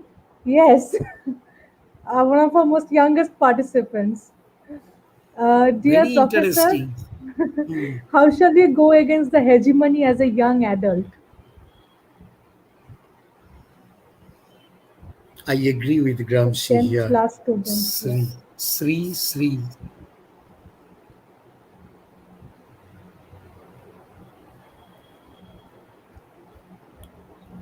Thank you very much, Sri, Sri. I don't know whether you are a boy or a girl in from Kolkata or from outside, uh, but your question is very straight and direct, and I will give you the answer through the voice of Gramsci that we have to, the young student or the old professor, all of us have to build up a counter hegemony in the civil society. We have to talk to people, we have to conduct many more seminars, webinars, debates, discussions. We must publish books and journals. We watch films and forward the films to our friends, to the people we know through WhatsApp. Because of Corona, our movement is restricted, so we can contact people through Instagram, through Facebook, through WhatsApp. in this way. One thing I am doing in Facebook, I have been conducting interview of some scholar on the Yes. question on the topic West Bengal politics today. There we discuss a lot of things. Yesterday, last night, the 20th, 20, Mhm. session was done. Next session will be 21st session, and we will continue. I raised several questions, and I want reactions, responses. You are also doing something. I am a girl from Kumbakonam, and I was a daughter of Professor Dr. Shivaraja. Thank you, Sri Sri. I am so fortunate that I have reached you. And I should thank Aratrika and what is the name of that boy who first came? Pratim. Protim, He's Protim. he is a co-founder. We both started this together along with Kingship and the other I members. see. And this girl, I cannot see the name, I forgot the name. Purvasha. Purvasha Mondol. Purvasha Mondol. Yes. I thank you all that you reached me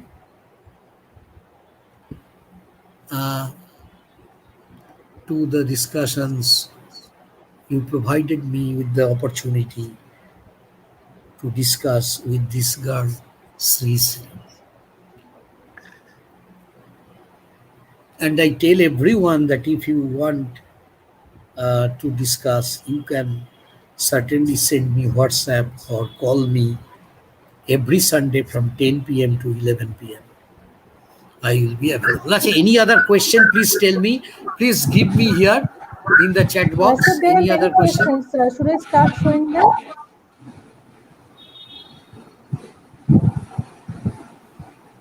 Okay. From Obid Ganguly, sir, how would the anti-hegemony intellectuals spread their word to the masses at a time when all the channels are only propagating what the hegemony has to say?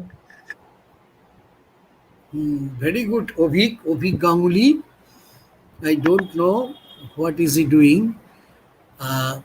These are the questions what I am thinking how to do. I think I am an anti-hegemony intellectual, and my problem is how to spread my word to the masses at a time when all the channels are only propagating what the hegemony has to say. You have formulated it in a very nice way. Uh, I think that most of the channels, TV channels and other media, newspapers also, they they are creating the common sense.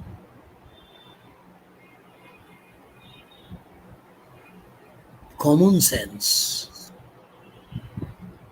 One of my sisters from South India, she wrote to me, why the Muslims will eat beef?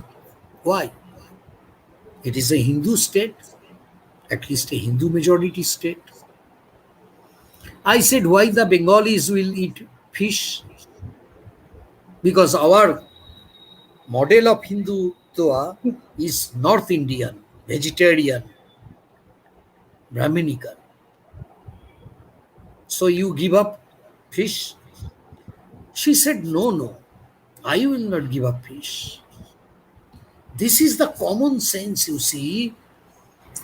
And I will tell you, Avik, we have to find out alternative channels.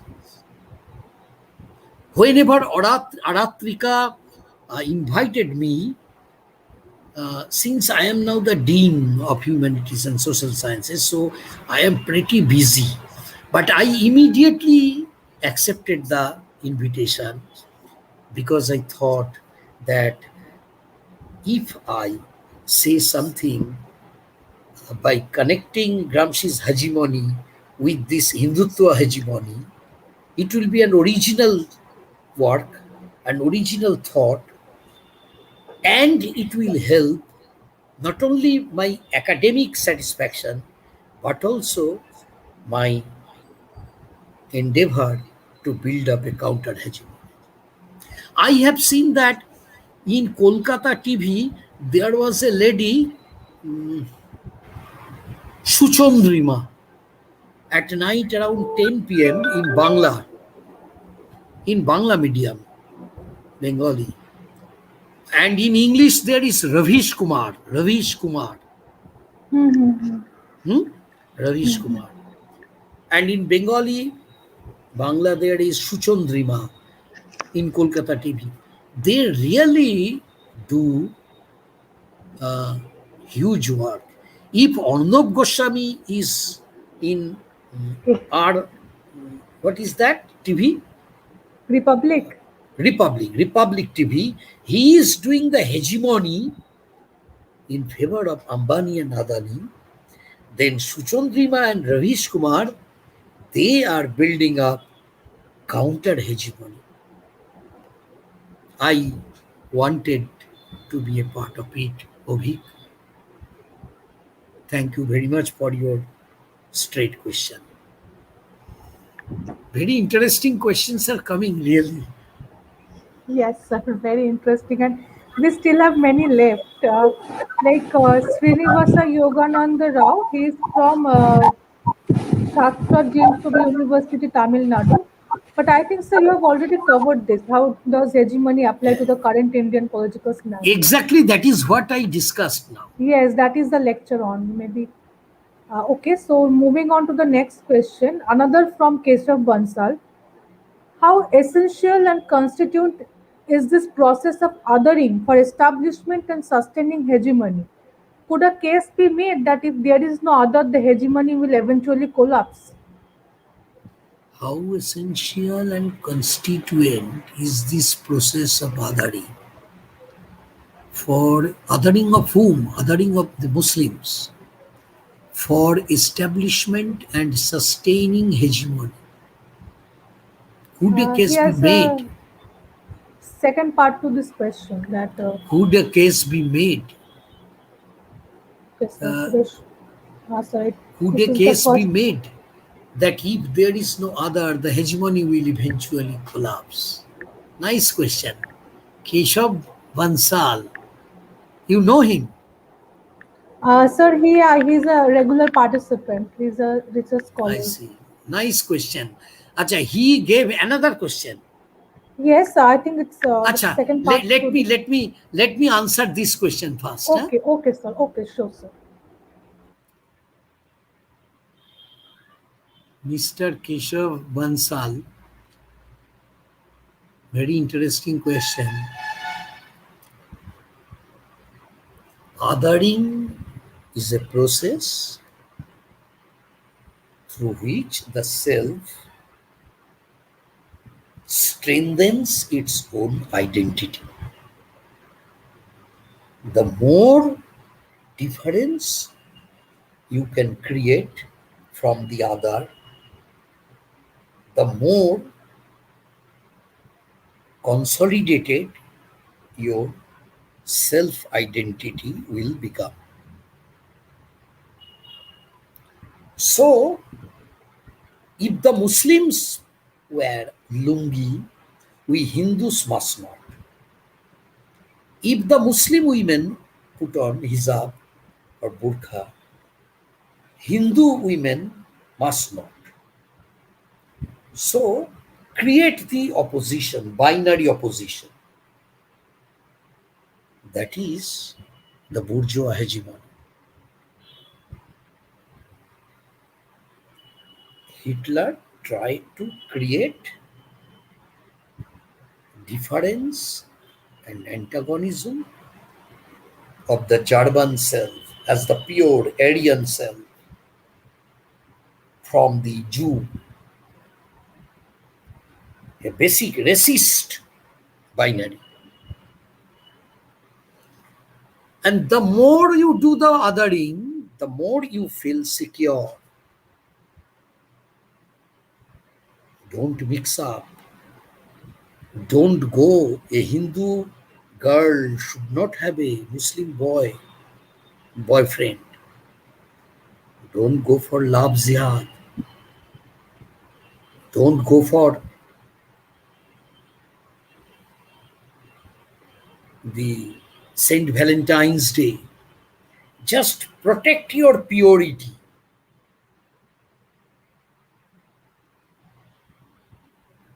Now, I'm giving an example. My own wife, she is a very devoted Hindu lady. She does fasting, upavas, on Thursday for Lokhi Puja, Lakshmi Puja, on Friday for Joy Santoshi Ma Puja, etc., etc. She observes every occasion. But she hates fundamentalism. She goes to the mosque, mazar, to the church also. She goes to the Hindu temples, she goes to the Muslim mosque, she goes to the Christian church. She has this generosity. That is why we can live together. We are together in our married life. She has this generosity. She will discard Hindu or Muslim or Christian fundamentalism. But see, she is dangerous for Hindutvadi hegemony. Because Hindutvad will try to polarize, more and more polarization, otherization. We cannot share anything. I cannot share biryani or sunfinni, and a Muslim cannot share any typical Hindu prasad. Now your question is, if this otherization cannot be done, what will happen to hegemony? Will hegemony collapse? Very interesting question. But I will say that hegemony cannot stop otherization. If one other is absorbed, then they will find some other one. Otherization will continue. Suppose all Muslims are thrown away from India to some other country. Then what will happen to Hindutvadi hegemony? They will find Christians. You know, Staines was killed, and his father Staines and his 10-year-old son, they were killed in Odisha. A Christian father, he was killed by quite a few years back by a Hindutvadi. His name was Dara Singh. Graham Staines was killed. Now, a Christian nun was raped. Actually, if all Muslims are driven out, there will be otherization targeted at the Christian. If all Christians are driven out, otherization will find a new target, maybe a Sikh. why the Sikhs are joining this farmers movement in Delhi. They may be targeted.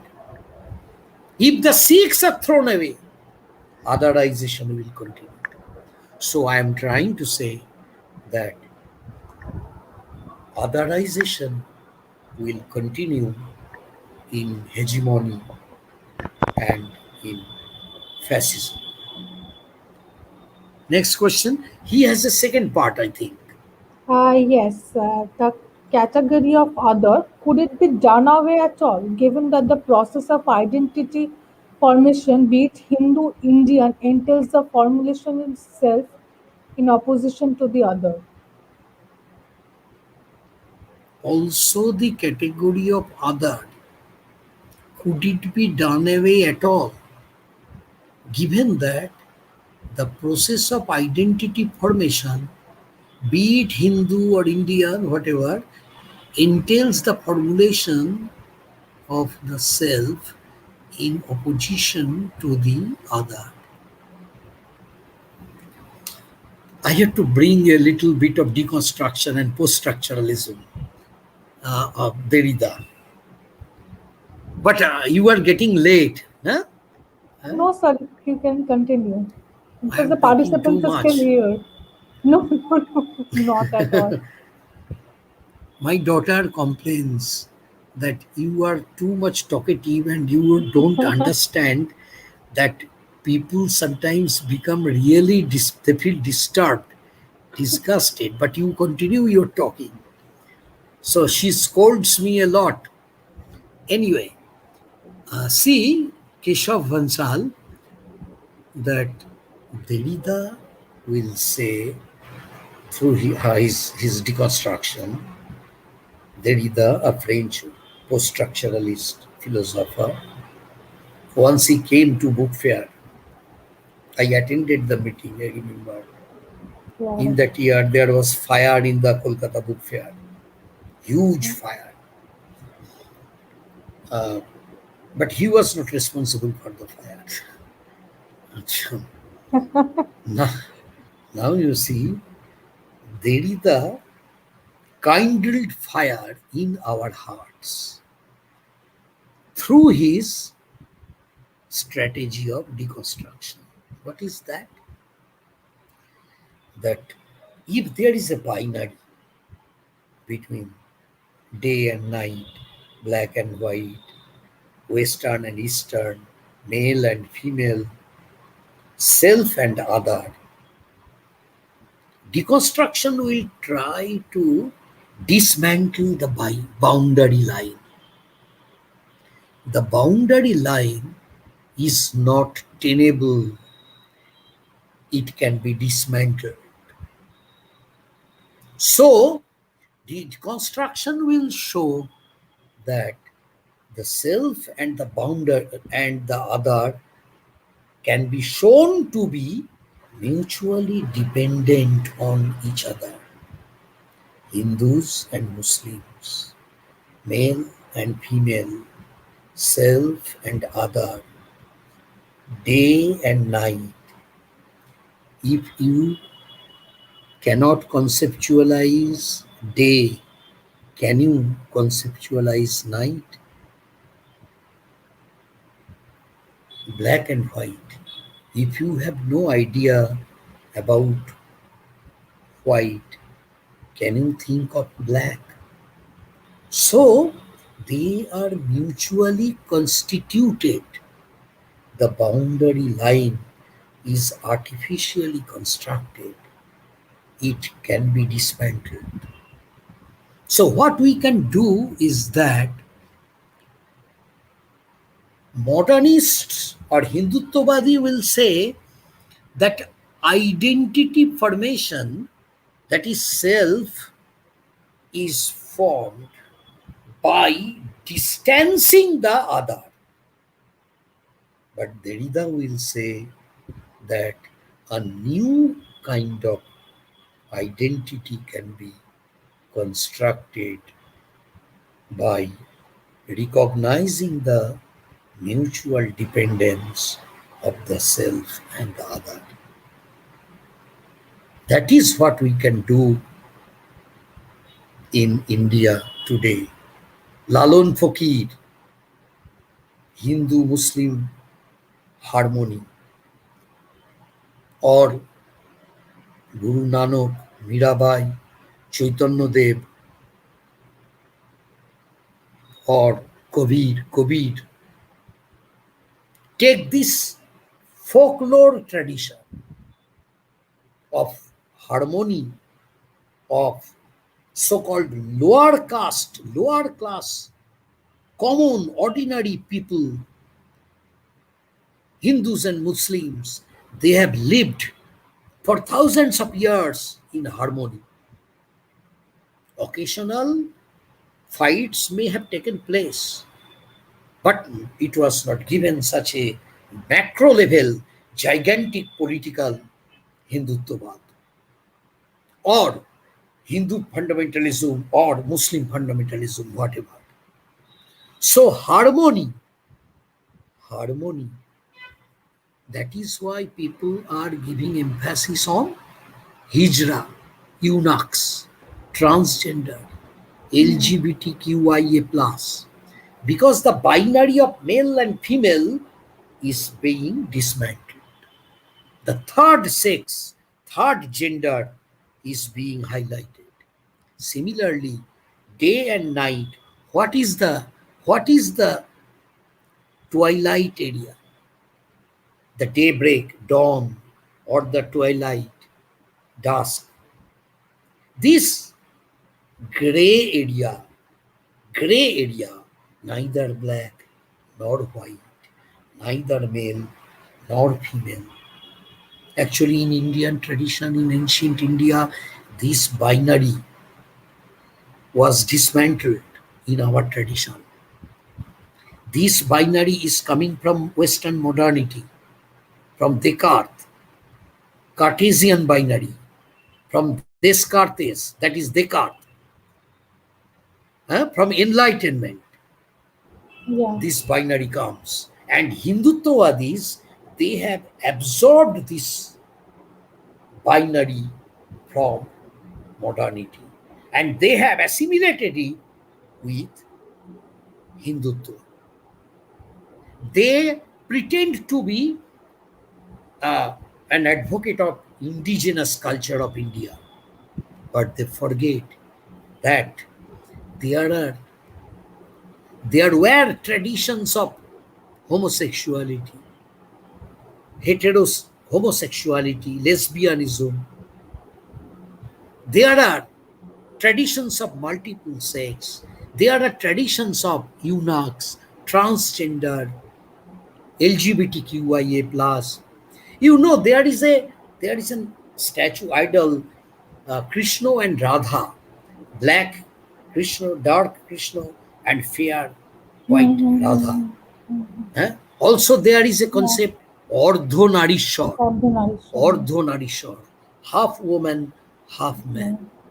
These are now the way to go ahead.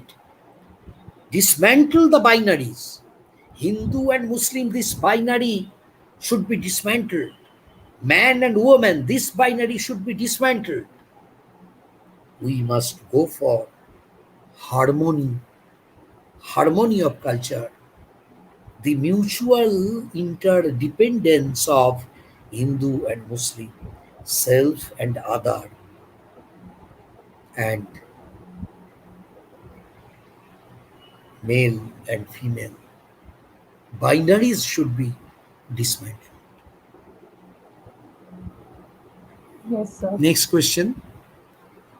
From Shampurna Ghosh, what is your perception about the new education policy? It is a different topic. I just mentioned it. I can just say very briefly, I oppose it because it tries to impose a strongly monolithic, homogeneous education system. This design will destroy the pluralistic fabric of our Indian society. This pluralism is our Jan, our life, আমাদের জীবন. This pluralism was respected in Indian constitution. This pluralism of Punjabi, Tamil, Telugu, Bengali, Gujarati, Rajasthani, Malayali, Kannada, Naga, Mizo, this pluralism of Hindu, Muslim, Christian, Buddha, Buddhist, Parsi, Christian, Adivasi, this pluralism of tribal culture, this pluralism of Shia, Sunni, Baul, Fakir, this pluralism of Shakto, Vaishnav. See, Indian pluralism is far more enriched than the whole of Europe. So much of diversity. We should be proud of that. And this pluralistic society, pluralistic culture needs a matching pluralistic education policy. But this new education policy, it rejects, discards this pluralism and imposes a monolithic culture. Next. Does this, okay, sir. It's a very witty question from Raja Raja. Dear Professor, you said everyone is an intellectual. What do you think of our politicians? Raja Raja, it is a good question. Gramsci said in a philosophical sense that even a peasant, even a worker, even an ordinary man, they are denied that they can also think. Politicians always claim that they are intellectuals. And hegemonized society accepts that politicians are intellectuals, intelligent people. They have wisdom, they have thinking capacity. That is why they have become our leaders, national leaders. They have become people like Mussolini. Gramsci is trying to say that this hegemonized view is not correct. The so-called subaltern people, the peasants, the prisoners, the workers of unorganized sectors, the beggars, the illiterate persons, these subaltern people, they also think. They can think. They have a worldview. They think of their God. They think of their culture, their rituals, relationships. They think of love, hatred, sex. They think of their children, parents, wife or husband. They think of the world. They are also intellectuals. Everyone is an intellectual. That is true. Actually, everyone thinks in that general philosophical sense. Gramsci said that everyone thinks, can think. Don't despise them. Don't ignore them. Don't undermine them as choto log, subaltern, unthinking creatures. Not that. Every human being can think.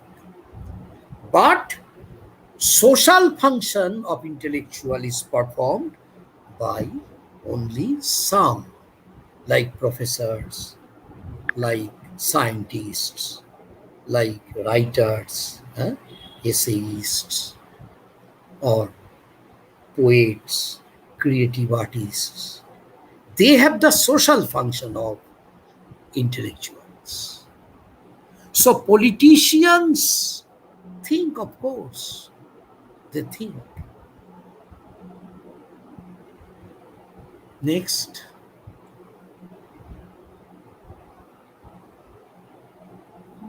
Pritam একটু Das. পড়ো। I would like to ask Sir about his thoughts on the movements that challenge the Hindutva narrative. What are some way in which this hegemonic force can be resisted?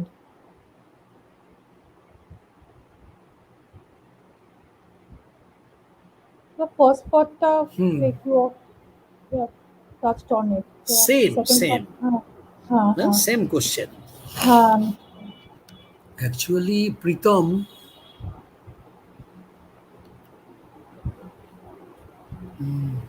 is this Pritam the PhD student of Presidency University? I don't know. Anyway, yeah.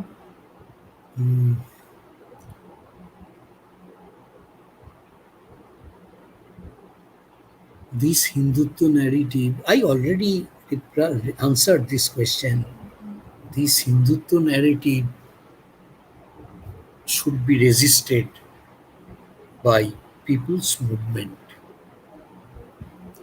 For example, anti-NRC movement of the Muslim women. I joined there actively, and presidency students, with them I joined, actively joined in processions, in conventions.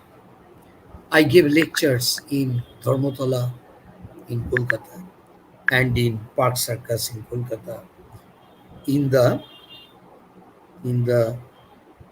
protest site of the Muslim women last year before Corona arrived.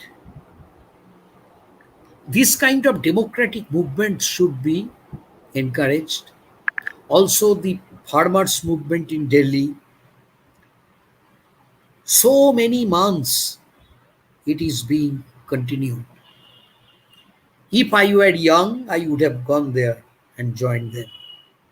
But I am old and sick. I cannot. But my mind is with them. Democratic movements, including election, vote. In this vote, many people thought that Hindutva will win in West Bengal election. But finally, the common people, they have defeated Hindutva.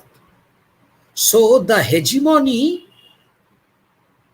has not been complete. True, 38% people voted in favor of the Hindutvadi forces. So a large section of people are under the spell of the hegemony of Hindutva. But another section, around 50,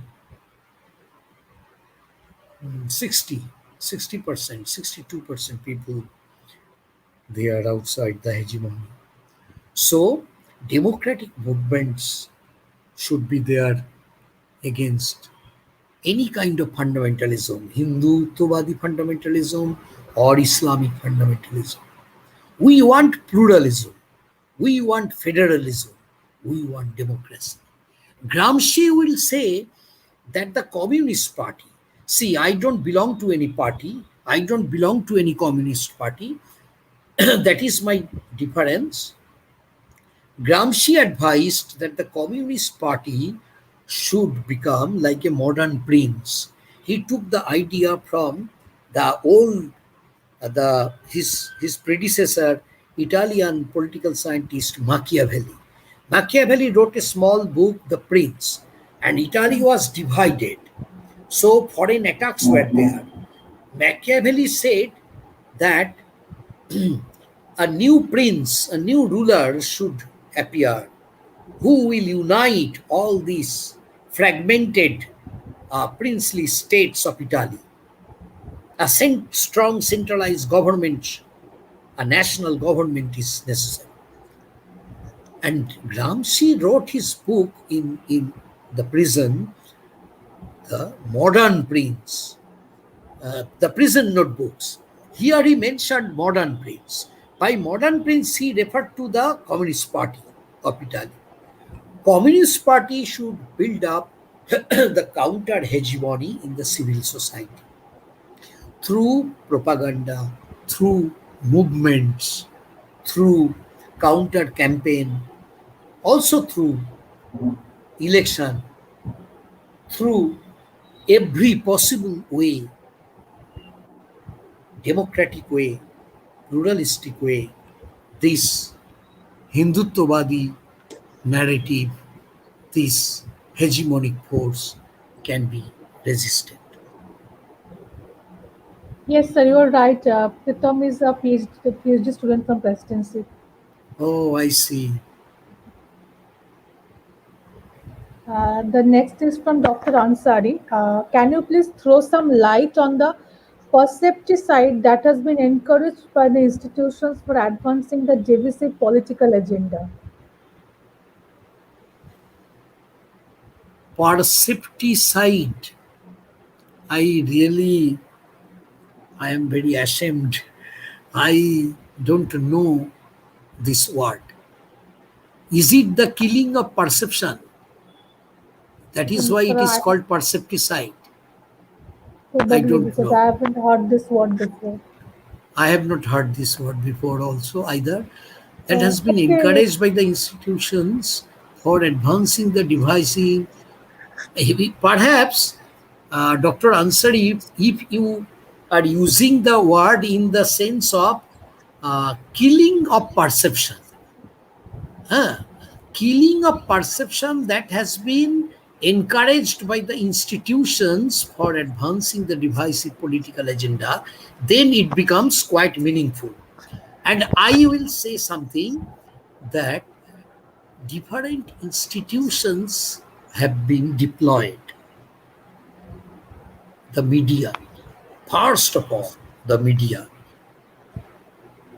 TV channels, newspapers, and also the institutions like bureaucracy, legislature. The whole legislature is under their control. Sometimes judiciary takes brave decisions, but sometimes they face tremendous pressure that can be understood.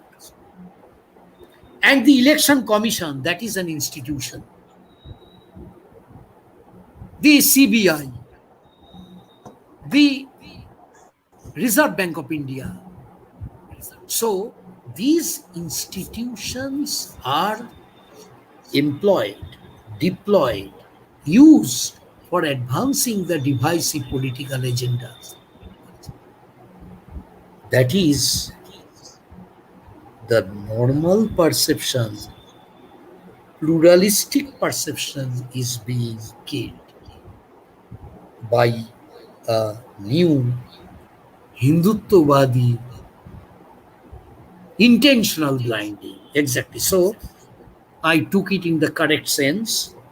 This intentional blinding is devised and it is an instrument of the Hinduttvadi hegemony. That is what I have to say, that we must be aware of it. We must resist it in every possible way, through propaganda, through seminar, webinar, debate. I already said that.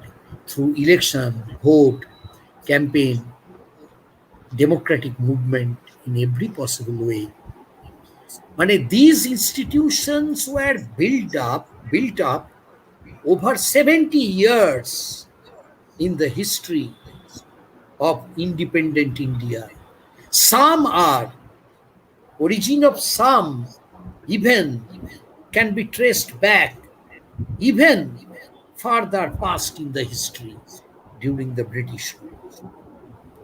These institutions were quite strong, deeply entrenched. You know, S.P. Huntington wrote in his book, through his research, that most of the third world countries, post-colonial third world countries, they went for military coup, conspiracy, violent dictatorship. Only India was an exception. There was parliamentary democracy. Why? Even when Mrs. Indira Gandhi, Prime Minister, was assassinated, some people thought there will be a military coup, but it did not happen. When Rajiv Gandhi was assassinated, some people thought there will be military coup, but it didn't happen. Why? S.P. Huntington said that India has two great institutional networks all over the country. One is the Indian Civil Service, Indian Administrative Service, IAS, or at that time ICS. A huge, gigantic network of institutions. And second is the Indian National Congress. At that time, it was established in 1885. And from then, it has spread its network like a web throughout the country.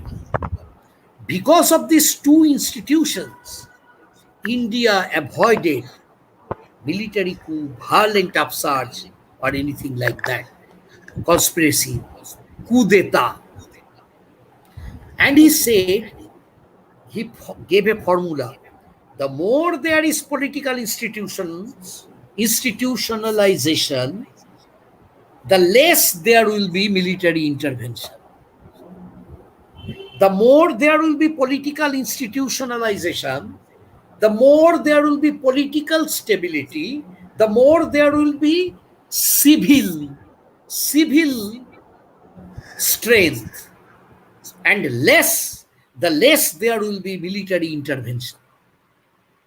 So India could be proud of our institutions.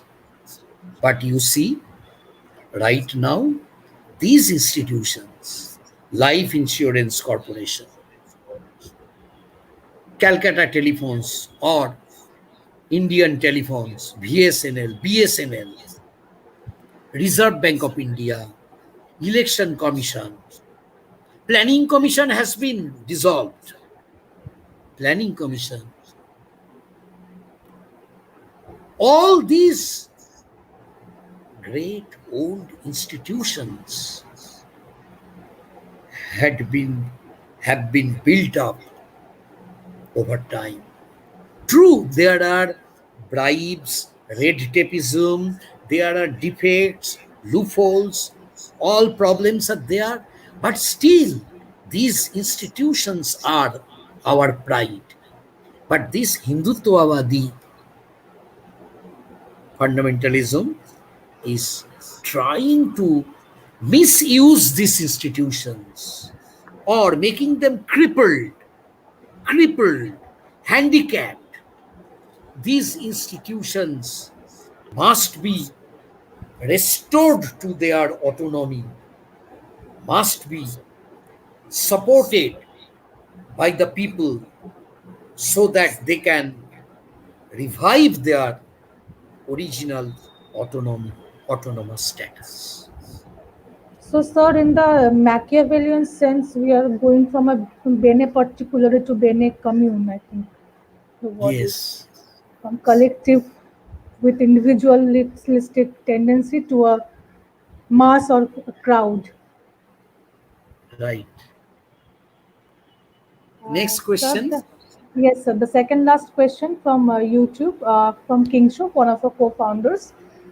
Kingshuk is asking, sir, he only made that poster of yours this for this event. And the CPIM in West Bengal utilized its hegemonic presence to control various elements within the urban society. Sir, would you like to explain this concerning Gramsci's concept of hegemony? Uh, I was talking in an all India context, but you have raised this context in specifically West Bengal, in the context of West Bengal. CPIM utilized its hegemonic presence to control various elements within the urban society. And he also has a second part to his See, question. see, King Shuk,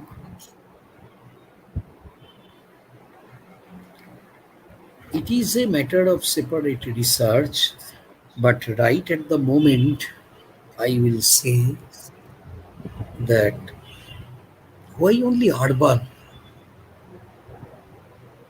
In the rural areas, school appointments, primary school teacher appointment, panchayats, in every sphere, CPIM, not only in the urban area, in Calcutta Corporation or Behala municipality or South Damdam municipality or Damdam municipality, Boranagar municipality, Jadavpur municipality, not only in the urban areas, but also in the rural areas.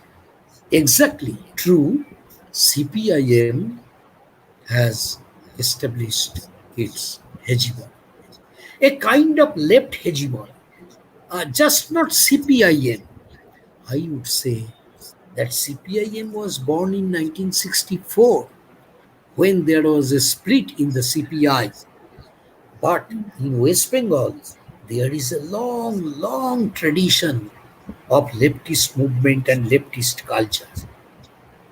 Even the refugee movement could not become anti-Muslim communal movement. It is a good, positive thing. It was diverted to class struggle. So, I would say CPIM has successfully established its hegemony, but this hegemony is not goes to the credit to CPIM alone. CPI is also responsible. All the left movement, even before independence, 1920, then 1925, CPI was established. These long years, more than 100 years, 1925 to 2025, nearly, or if you consider 1921 or 20, then it will be 100 years. Now, this long history of leftist movement has created a left hegemony. I would not say CPIM hegemony. Better to say left hegemony, leftist hegemony in West Bengal. Now you see, leftist hegemony has two aspects. On the one hand, dialectically, if you make an assessment, you will say there were very good points. It resisted communalism. It resisted, to some extent, caste violence, religious communal violence, and caste violence. To some extent, it created an atmosphere of secularism, democracy. True. That is a good thing. Peasants had self-respect. A struggling spirit has been created because of the left hegemony. But the negative thing is that actually positive thing is also that the material issues became were given primacy, became prominent.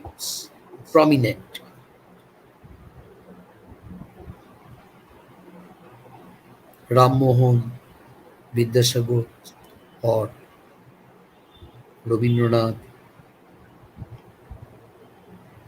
Begum Rokeya, Sidhu Kanu, Birsa Munda, Shukanto Bhattacharya, Bhagat Singh, Maulana Abul Kalam Azad. A long tradition. Also Jawaharlal Nehru's secularism, Bhagat Singh's leftism, left revolutionary ideology. From different sources, this leftist hegemony has enriched itself in West Bengal. A very good point is that the caste issues, caste violence or patriarchal violence or gender violence and religious communal violence, these three were relatively, comparatively low because of left hegemony. But there is a negative aspect also. When CPM ruled for more than 34 years, from 1967, the United Front, and then from 1977, the Left Front, this CPM established its party domination. In a famous research of Professor Doipayan Bhattacharya of JNU, it has been shown that there was a party society. Party society. Communist Party controlled everything. Even when a husband and wife were fighting, Communist Party, the local Communist Party intervened. When a landlord and tenant were fighting, Communist Party interfered. Professor Sanjeev Mukherjee of Calcutta University, he wrote that it is partyarchy, ARCHY, archy, partyarchy, like monarchy, like diarchy. He said it is partyarchy. That is, the party regime became so much pervasive, all pervasive. Even the private domain, personal domain, as well as the public domain were regulated by CPIM. Good things were there and bad things were also there. This party regimentation, party control, party interference, party intervention, everything is regulated by the party. This really was bad for pluralism, for democracy, for diversity.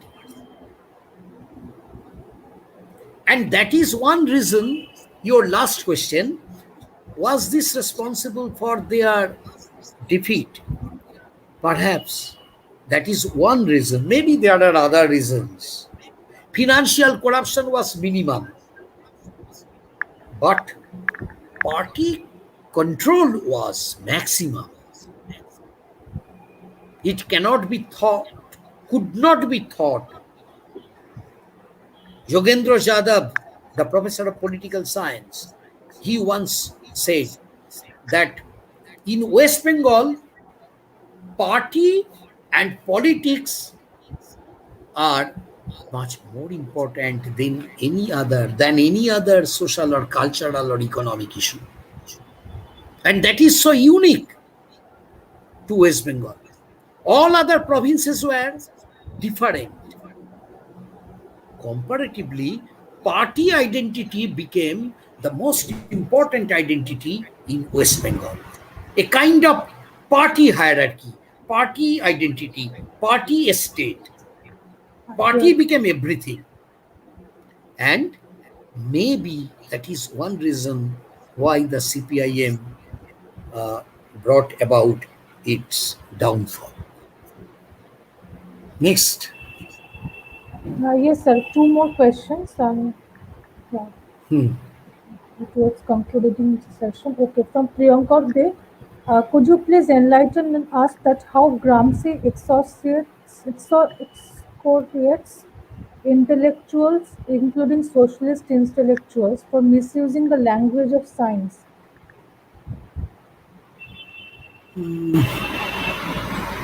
What is this excoriates? I don't know this word. Is it excruciates? I don't know. Maybe it's a Priyankar, typo, and maybe he meant excruciate only. Maybe he has by mistakenly typed. could you please enlighten us how Gramsci intellectuals, Okay, including socialist excoriate. journals, language of science? See, that is a different topic. Uh, Very briefly, I will respond that enlightenment was marked with. Very recently, I gave a lecture in a webinar, uh, Political Theory of Modernity. I was Hmm. trying to show that enlightenment had many principles. I mentioned 10 principles. One was scientism or obsession with science. Obsession with science. Western modernity was marked by obsession with science. In 17th century, scientific revolution took place. Its impact came. Descartes saw human beings as machines. Hobbes tried to explain political behavior as a scientific behavior. He tried to develop scientific materialism in politics. Science became a matter of obsession in Western modernity. And we are becoming modern. We also have the obsession with science. You see, people say most of the girls go to study arts, humanities. There is a gender angle also. Hmm. Brilliant students will go for science. Mediocre students will go for arts. Most of the young boys will go for science, study, sit for joint entrance and study computer science, become computer engineer. If you say, I want to be a poet, a Bengali poet, if a boy says that, his parents will beat him. I remember I was a science student. So, a long back, a friend came to meet me.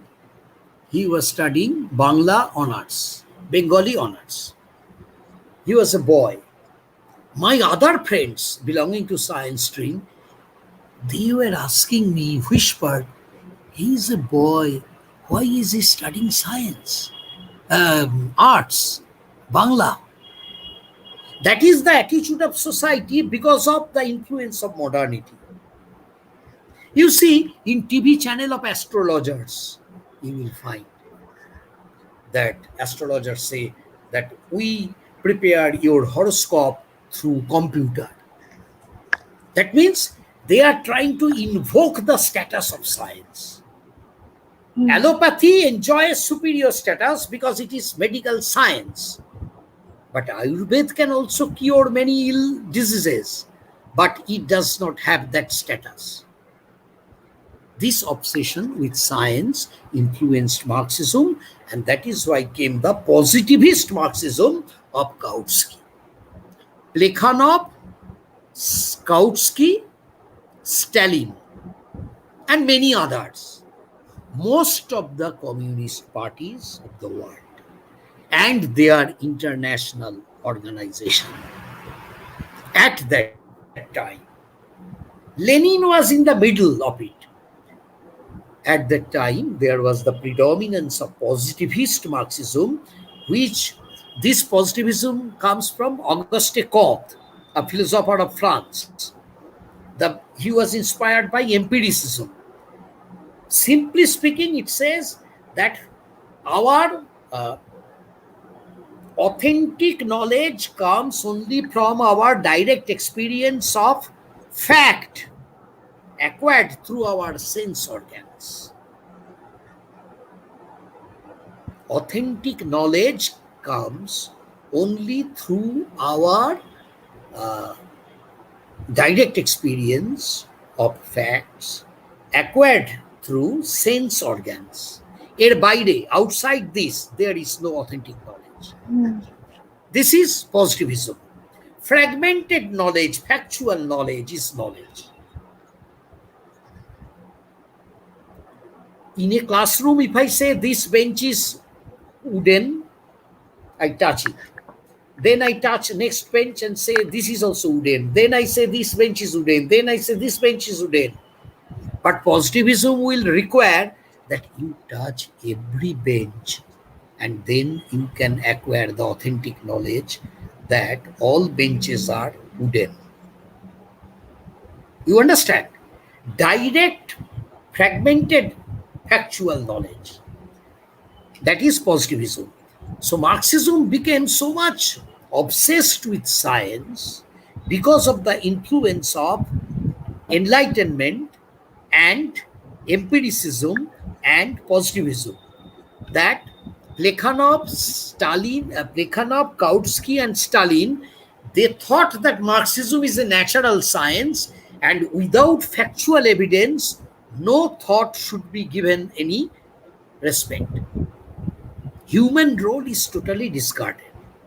Human thought, human understanding, intuition, human pondering, speculation were discarded.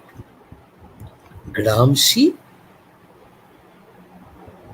discarded these socialist intellectuals for misusing the language of science, because Gramsci was not a positivist Marxist, he was a humanist Marxist.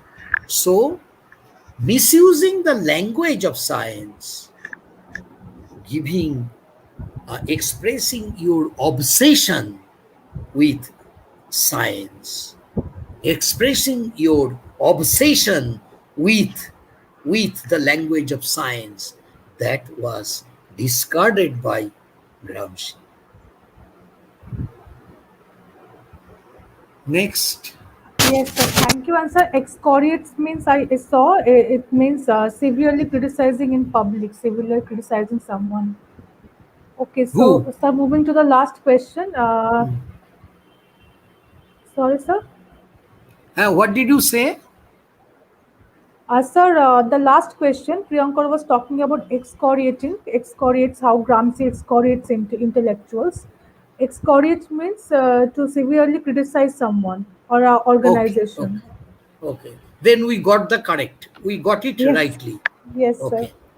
So the last question from YouTube, J. Tamut is asking, what would be the political impact of China's hegemonic power in near future? How could we encounter it? See, first of all, I am not an expert in international relations. So if you say China, I won't be able to comment. But if you say China's hegemonic power, if you mean that kind of hegemony, ideological influence during the time of Naxalite movement. I myself, 40 years back, was actively involved in Naxalite movement, Naxalite politics.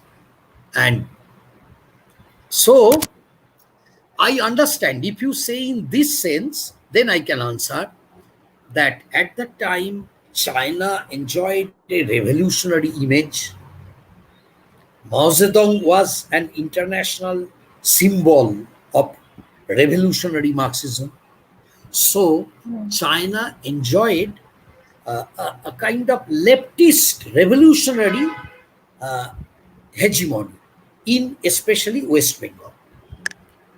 But, well, that is a matter of past. Now nobody talks about it. I think you are not talking about that. You are talking from the angle of international relations. J. Tamut, you are perhaps talking from the angle of international relations, that what would be the political impact of China's hegemonic power in near future. It is a question of hegemonic power of China as a state, and the context is international politics. So I am an illiterate person in this matter, so I don't answer. Thank you, sir. Also, people, for our participants, I will show the East Spartacus page here. And, sir, maybe they can follow you and get to know more about your ideas. I'll just show the audience. Sorry, I could not hear you.